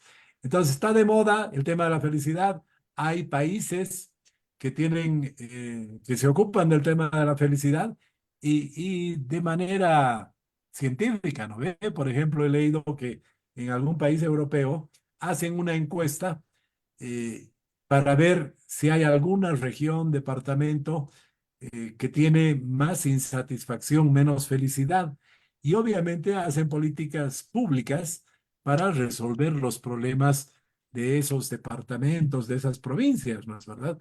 Yo estoy seguro que sería muy útil que en Bolivia sepamos dónde está la gente más feliz para que las políticas públicas se orienten. Y a raíz de eso he leído que el optimismo es un tema fundamental en la vida. Han hecho un estudio que me ha parecido muy interesante.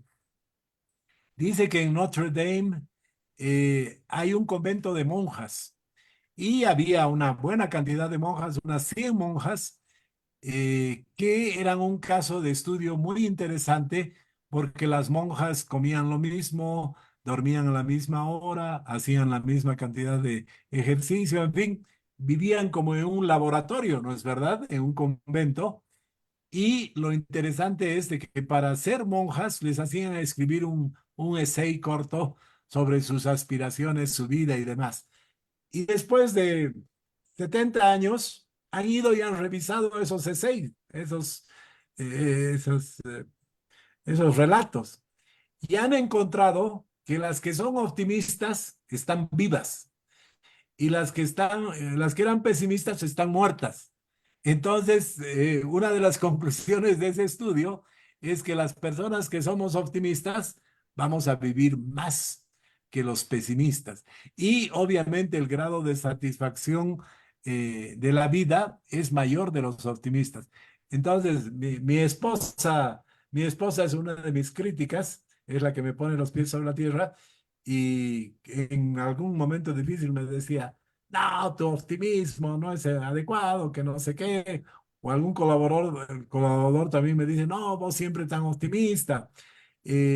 Pero creo que cuando alguien me reclame de mi optimismo, le voy a reclamar que voy a vivir más que él o que ella por mi optimismo y creo que eso da un valor adicional al optimismo. Muchísimas gracias.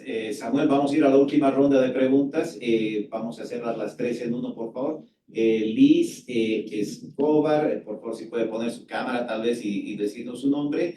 E Israel, ¿sí? Si podemos hacer las 3 preguntas. Y aquí en sala también tenemos una pregunta para el final. Y vamos a tratar, por favor, de hacerlas las preguntas. Buenísimo, buenas tardes. Bueno, a ver, yo tengo una pregunta para Flavio y otra para Samuel. La primera pregunta para Flavio es, hemos escuchado mucho sobre cómo ha sucedido el secuestro y la visión o la parte desde el secuestrado, pero también ha habido un manejo de crisis grande, relevante, importante para el otro lado, que está trabajando en traerlo con vida. Lo que quisiera preguntarle a Flavio es, ¿cuáles son las lecciones, 3 tal vez, las más importantes que se lleva de esa experiencia que lo ha ayudado en el manejo de otras crisis? Y para Samuel, perdón, la consulta es por el estilo de liderazgo que nos muestra, con estas características de apagar la emoción, ser una persona tan en los momentos de crisis, por ese estilo de liderazgo que ya con todos estos detalles que nos comenta de cómo ha manejado este tema del secuestro, me imagino cómo es una crisis en una empresa y cómo las cosas son tan reales, digamos, ¿no? Tan aceptar tu realidad y cómo me muevo para hacer algo. Pero también hay un equipo con el que se trabaja el día a día. Entonces, consultarle a Samuel durante o cuando ya está en este proceso del secuestro, ¿es un equipo el que lo ha sacado de ahí?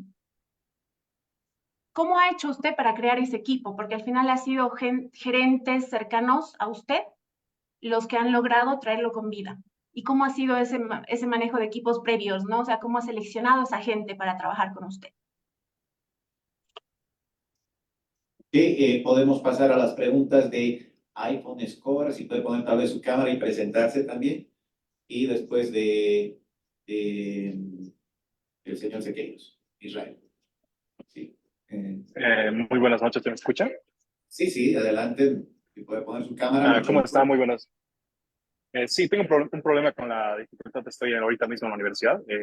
Estoy dándome un poquito de tiempo. Bueno, muy buenas noches primero a todos, ¿no? En principal, señor Dore Medina. Muchos hablamos, ¿no? El señor Dore Medina habla de un pensamiento muy bueno. Comparto un montón de ideas. Es una persona a la cual yo admiro. Se me hace muy beneficioso para mí aprender hoy más de lo que es ese tipo de pensamiento expansivo que tiene el señor Dore Medina, de abarcar, de nunca dejarse vencer por el conformismo, ¿no? La pregunta la que le quería hacer es, señor Samuel de Medina, todos hablamos de un pensamiento, creo que el que tenemos, ¿no? Desde el cimiento, pero tenemos que hablar también a la vez, digamos, de dónde surge ese pensamiento. A mí me intriga de usted, digamos, cómo es que tiene ese pensamiento visionario, ¿no? Que creo que, mire, no es un pensamiento, no es un pensamiento para nada coloquial, ya que a veces yo pienso que usted, me gustaría saber cómo ha hecho para adoptar ese tipo de cosmovisión, ese tipo de ideología, ya que para mí es muy impresionante saber, como alguna vez lo he mencionado con algún familiar mío, ver, ¿no? Que usted lleva en alto el nombre de Bolivia siempre ante cualquier charla y el ámbito empresarial que ha llegado a obtener. Por mi parte, yo me siento muy admirado por el trabajo y vengo siguiendo su trabajo desde hace mucho tiempo. Eso sería la pregunta, señor Samuel Doria Medina. Israel, su pregunta, por favor. Buenas tardes, profesor David. ¿Cómo está? Gracias por la exposición. Mi pregunta es para Samuel. Me gustó mucho lo que comentó sobre no dejarse influenciar por ese pensamiento de que las cosas no pueden funcionar. Y quería, quería que nos den unos consejos para que nosotros no podamos tener esa barrera, ¿no? Porque muchas veces nos detiene si queremos emprender, queremos hacer algo y pensamos, ¿no? Que no puede funcionar y quería que nos den unos consejos para que eso no pueda ser una barrera para nosotros en nuestros planes. Muchísimas gracias, Israel. Y aquí tenemos desde el aula una última pregunta y con esto cerramos el bloque. Adelante, señorita. Bueno, primeramente quisiera agradecerle a todos los ponentes acerca de la charla. Y bueno, mi pregunta va dirigida a Samuel. Le quería preguntar específicamente acerca de tomar el control acerca de las situaciones. Quería saber si tomar el control de las situaciones genera como tal vez un sentimiento de alivio.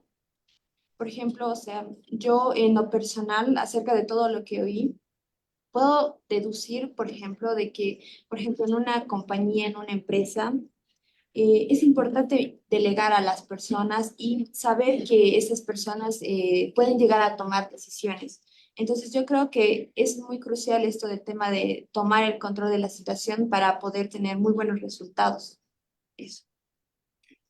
Muchísimas gracias. Por favor, si podemos comenzar, no sé en qué orden, tal vez Flavio primero con la pregunta de Liz y después Samuel con las otras preguntas.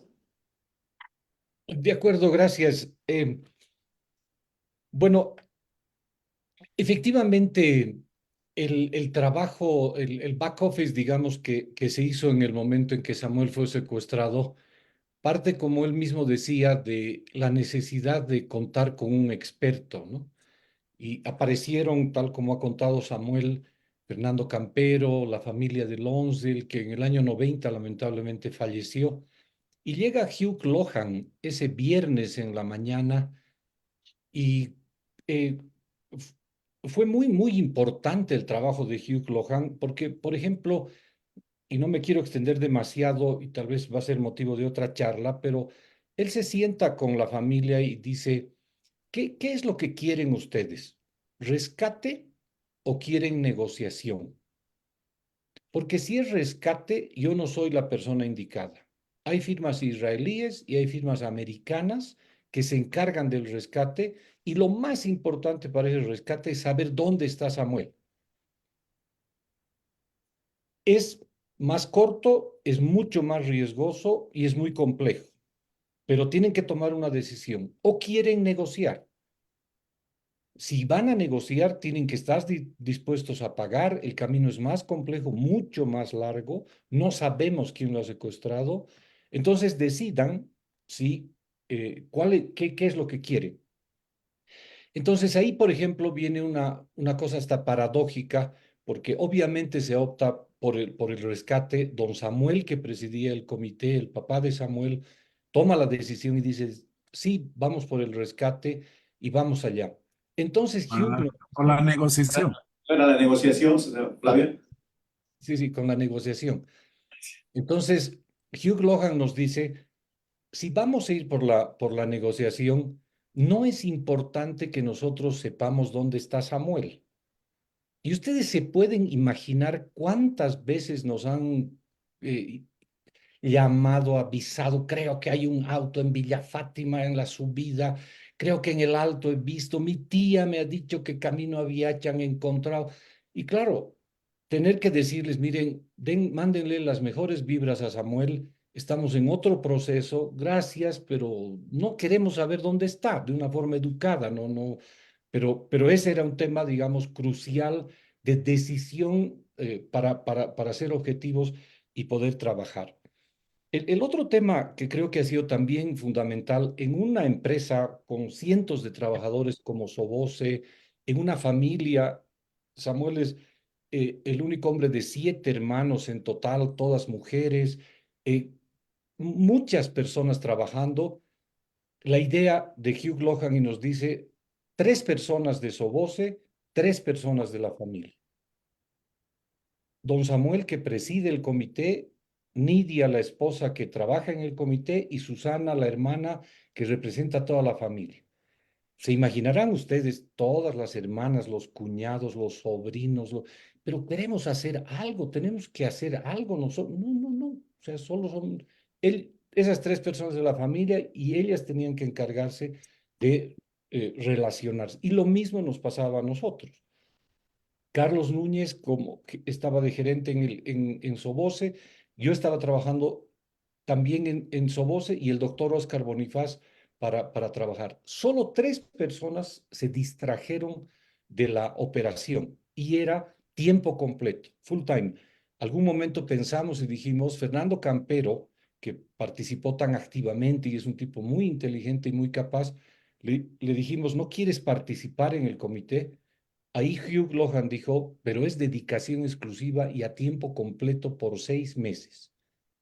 No puedes jugar con ese tema de decir, sí, yo llego en las nochecitas. No, es dedicación y no sabemos cuándo va a terminar. Por eso pienso y digo, si este señor está dispuesto a entrar, tiene que ser por 6 meses. Y voy a dar un par de ideas nada más.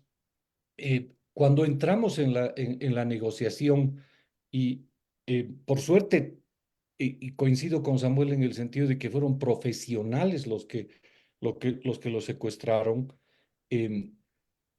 Esta gente trata de abusar de una familia tan amplia y abusar de muchos gerentes y ejecutivos que estaban metidos en eso, y los secuestradores llamaban a cualquier casa, a cualquier hora, y nos hacían asustar. Entonces nosotros han llamado a la casa de una de las hermanas y ha contestado su empleada, ¿pero qué te ha dicho?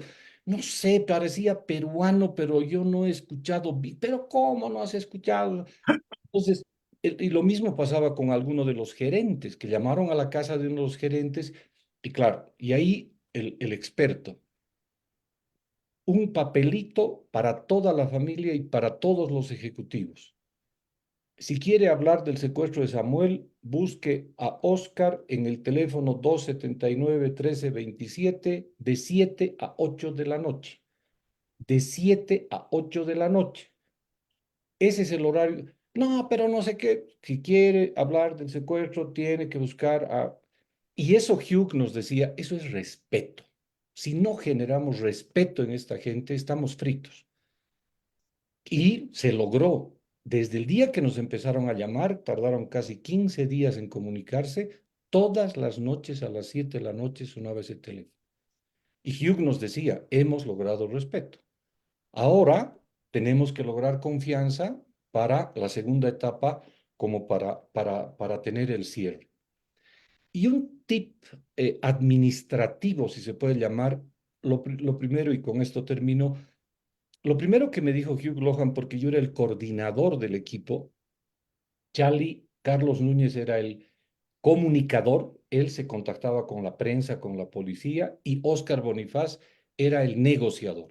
Cada uno en lo suyo. No podía haber otras personas metidas, y la única persona que hablaba con los demás era Carlos Núñez. Yo era el coordinador y me tocaban organizar.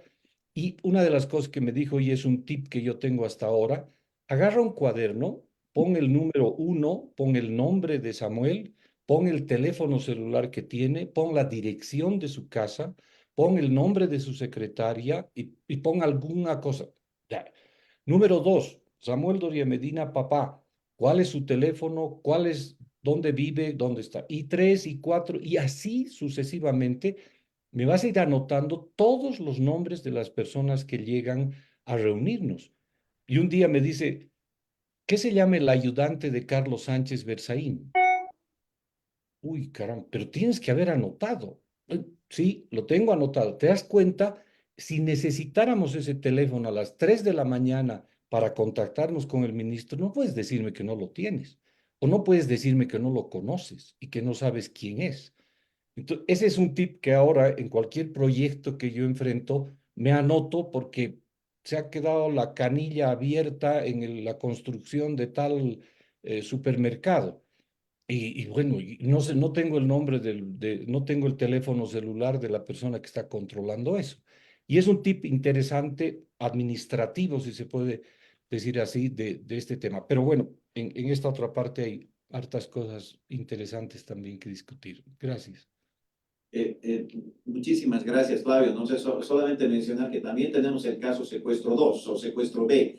Es verdad que esperamos que podamos realizar otro evento como este. Esperemos un poquito que pasen tal vez las lluvias y realmente sería muy interesante discutirlo. Yo creo que tiene una amplia aplicación para el tema de gerencia y estrategia empresarial. Samuel, adelante con las preguntas que le hicieron. Sí, con todo gusto. A ver, la primera pregunta que hacía la señora, no sabía su nombre, era sobre el rol del equipo, ¿no? O sea, yo soy una persona que trabaja en equipo.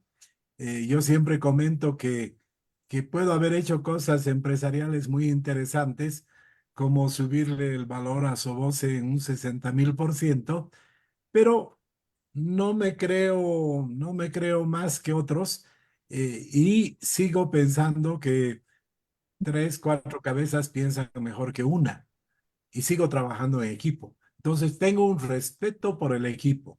Y yo sé que al final en la vida a mí me toca tomar la última decisión, pero antes de tomar las decisiones, escucho y consulto y pregunto y escucho muchas opiniones, sabiendo que al final tengo que tomar la decisión.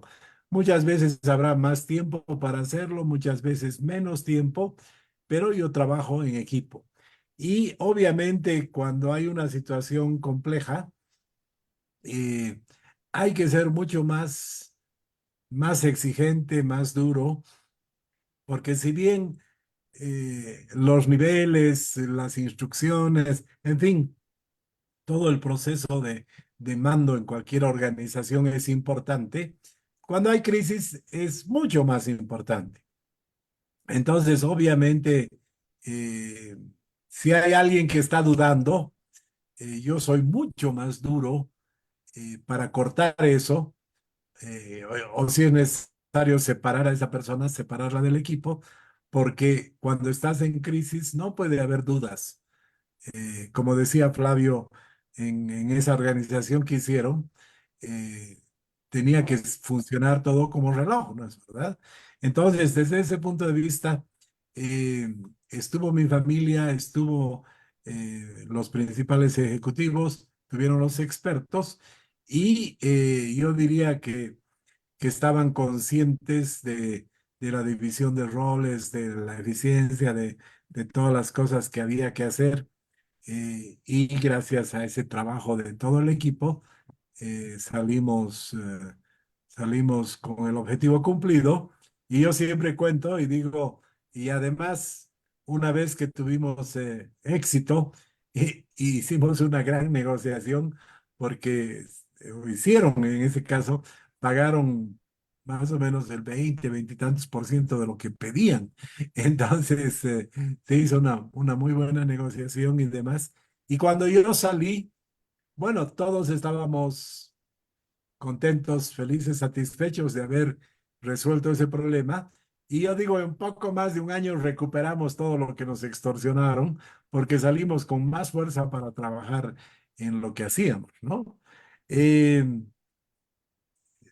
y yo siempre remarco que todas las cosas que hemos hecho son logros de un equipo, ¿no? No son logros personales. La segunda pregunta que hacía una persona joven por la voz, eh, quiero decirle de que sí, gracias a Quimio he podido racionalizar lo que muchas veces yo escuchaba que decían, es un visionario, qué visionario, no sé qué.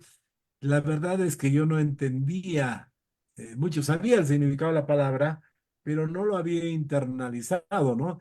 Entonces, Kimio en algún momento me ha preguntado y me ha dicho, ¿vos te imaginas cuando haces un proyecto, cuando manejas una crisis, cuál va a ser la situación con el resultado?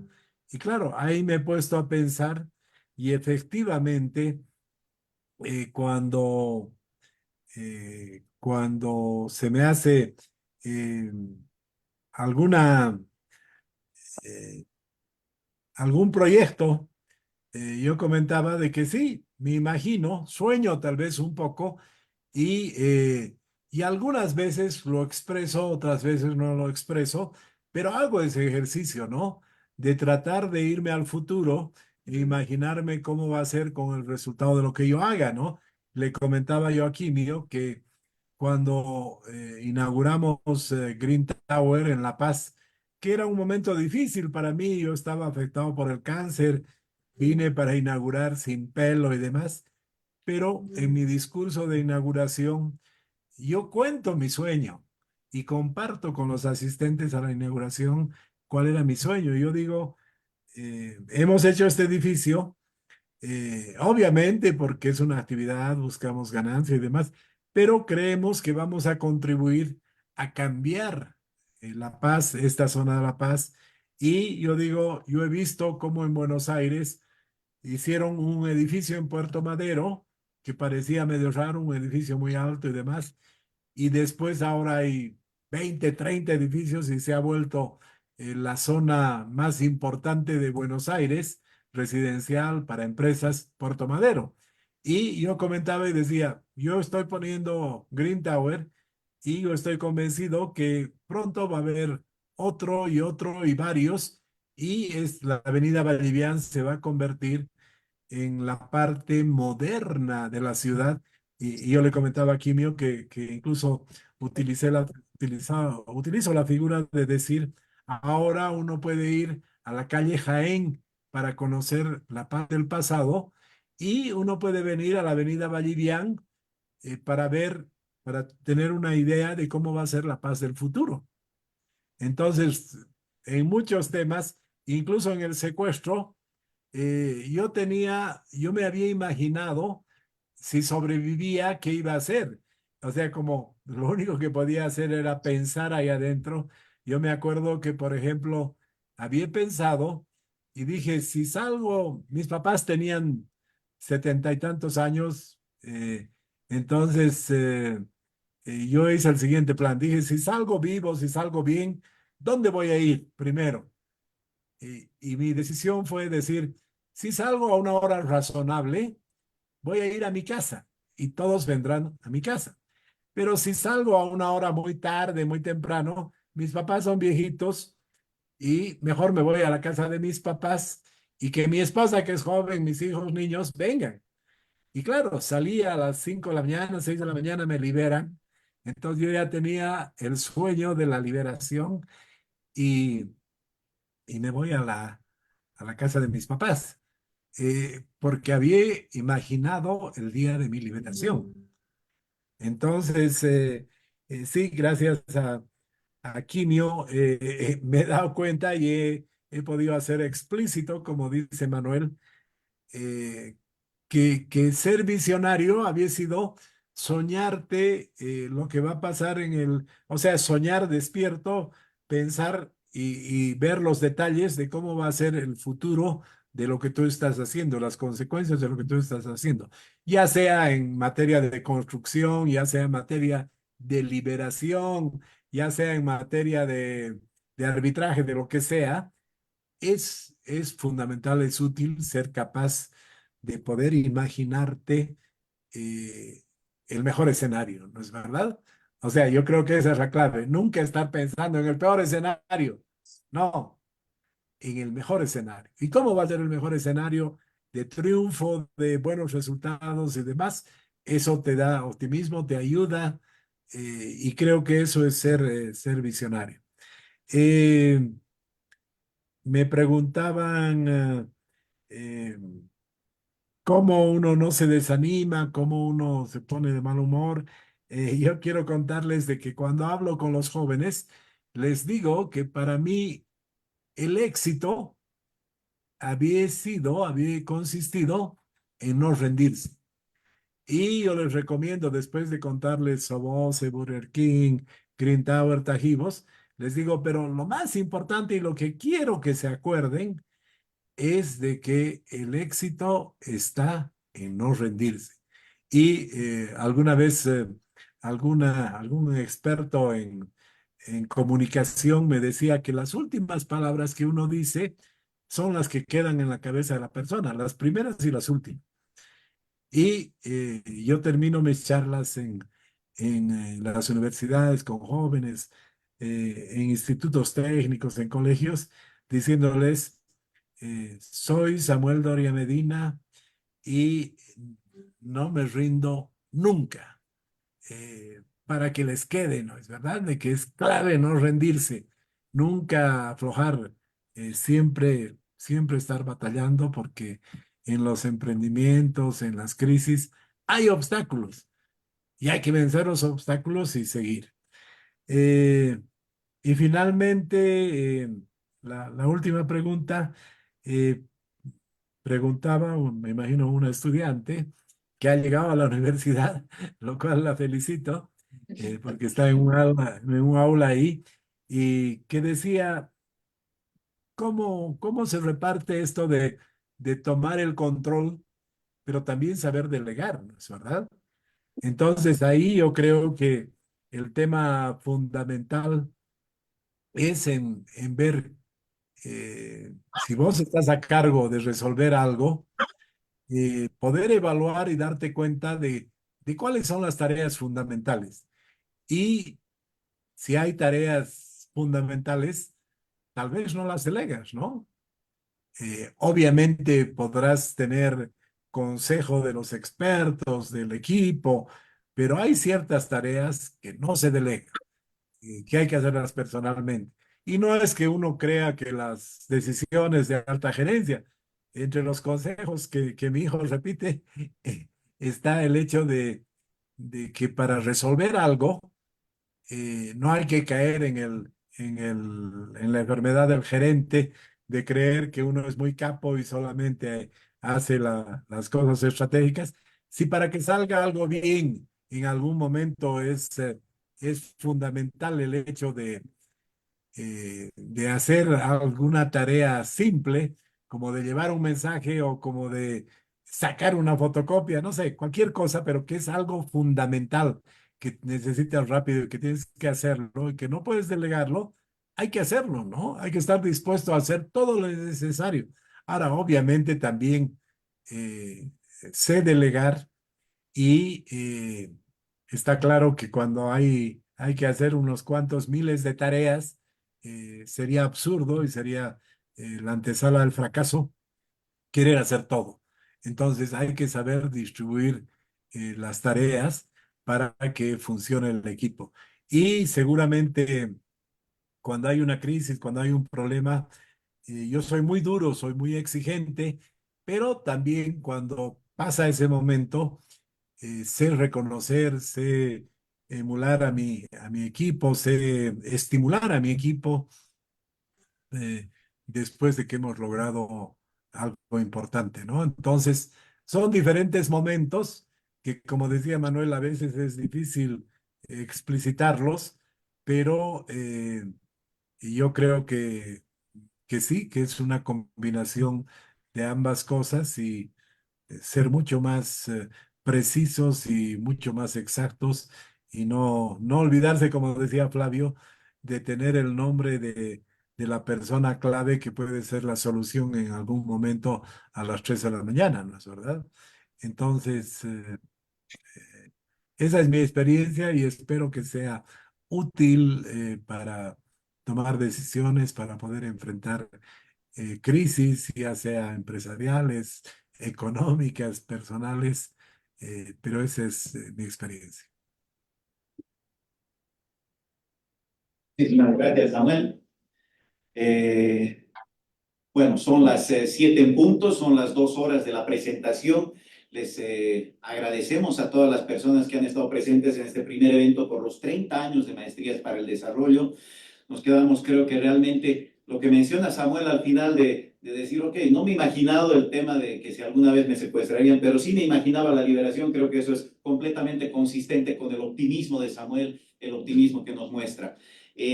Otro tema muy importante, estas clases o este tema de la felicidad tan importante. Maestrías para el Desarrollo va a iniciar una nueva gestión donde tienen los días intensivos y yo creo que va a ser muy pertinente que también incluyamos los temas de la felicidad, temas de resiliencia, que siempre lo hemos hecho con temas de habilidades blandas. A las personas que nos han acompañado hoy día, a nuestro panel de lujo, profesor Quimio Case, bienvenido a Bolivia. No hemos podido hoy día estar en el aula, pero sin embargo aquí lo esperamos el día viernes. Estimado Samuel, muchísimas gracias por la experiencia que nos has contado, por compartir. Te esperamos nuevamente. Quisiéramos hablar de la siguiente parte, hay el caso del secuestro 2. Hemos visto ahora la perspectiva dentro del secuestro, ahora la perspectiva que Flavio nos muestra un poco qué es lo que estaba pasando detrás de todo eso, que obviamente eso lo supiste tú mucho después. Estimadísimo Flavio, siempre con el cariño, tú conoces muy bien el programa. Muchas gracias por haber también apoyado en la organización de este evento. A todos nuestros graduados, bienvenidos nuevamente, aunque de manera virtual, a su casa. A nuestros estudiantes, aquí estamos un grupo de 6 personas que nos hemos quedado acá, así que los esperamos nuevamente, que tengan un buen final de jornada, cuídense mucho y en este tiempo de alerta roja, por favor, tomen todas las previsiones. Muchas gracias a los profesores de Maestrías para el Desarrollo, a los graduados, a todo el público que ha estado presente. Hasta una próxima ocasión. Mil gracias. Muchas gracias. Gracias y felicidades. Gracias. No sé si pueden encender sus cámaras un minutito, tal vez podemos hacer una foto, una captura. Gabrielita está por ahí, está en la parte técnica. Sí, profe. Ok, Gabrielita, si podemos hacer una captura de la pantalla para que veamos en este evento por los 30 años de Maestrías para el Desarrollo. Sí, ya están encendiendo sus cámaras, por favor. Ok, muchísimas gracias. Muchas gracias de nuevo. Las personas que están aquí presentes, tal vez podemos venir hacia acá para la... Buenas noches, perdón. ¿Podría pedir la palabra? Vamos a estar por acá. Voy a sacar, voy a apagar el data tal vez para que no nos... Señorita, por favor, pase. Ok, voy a sacar captura a la primera pantalla, por favor. Todos sonrían. 1, 2, 1, 2, 3. La segunda pantalla, por favor, sonrían. Muchísimas gracias. 1, 2, 3. Súper, eso es todo, gracias. Muchísimas gracias y también a todo el equipo técnico que ha estado monitoreando toda esta presentación. Mil gracias. Hasta pronto. Gracias. Saludos, gracias. Hasta luego, muchas gracias. Gracias, Nos hasta luego. vemos. Nos vemos, Flavio. Nos vemos, Gideon. Nos vemos, Samuel. Hasta pronto. Gracias. Hasta luego, Adiós. gracias por todo.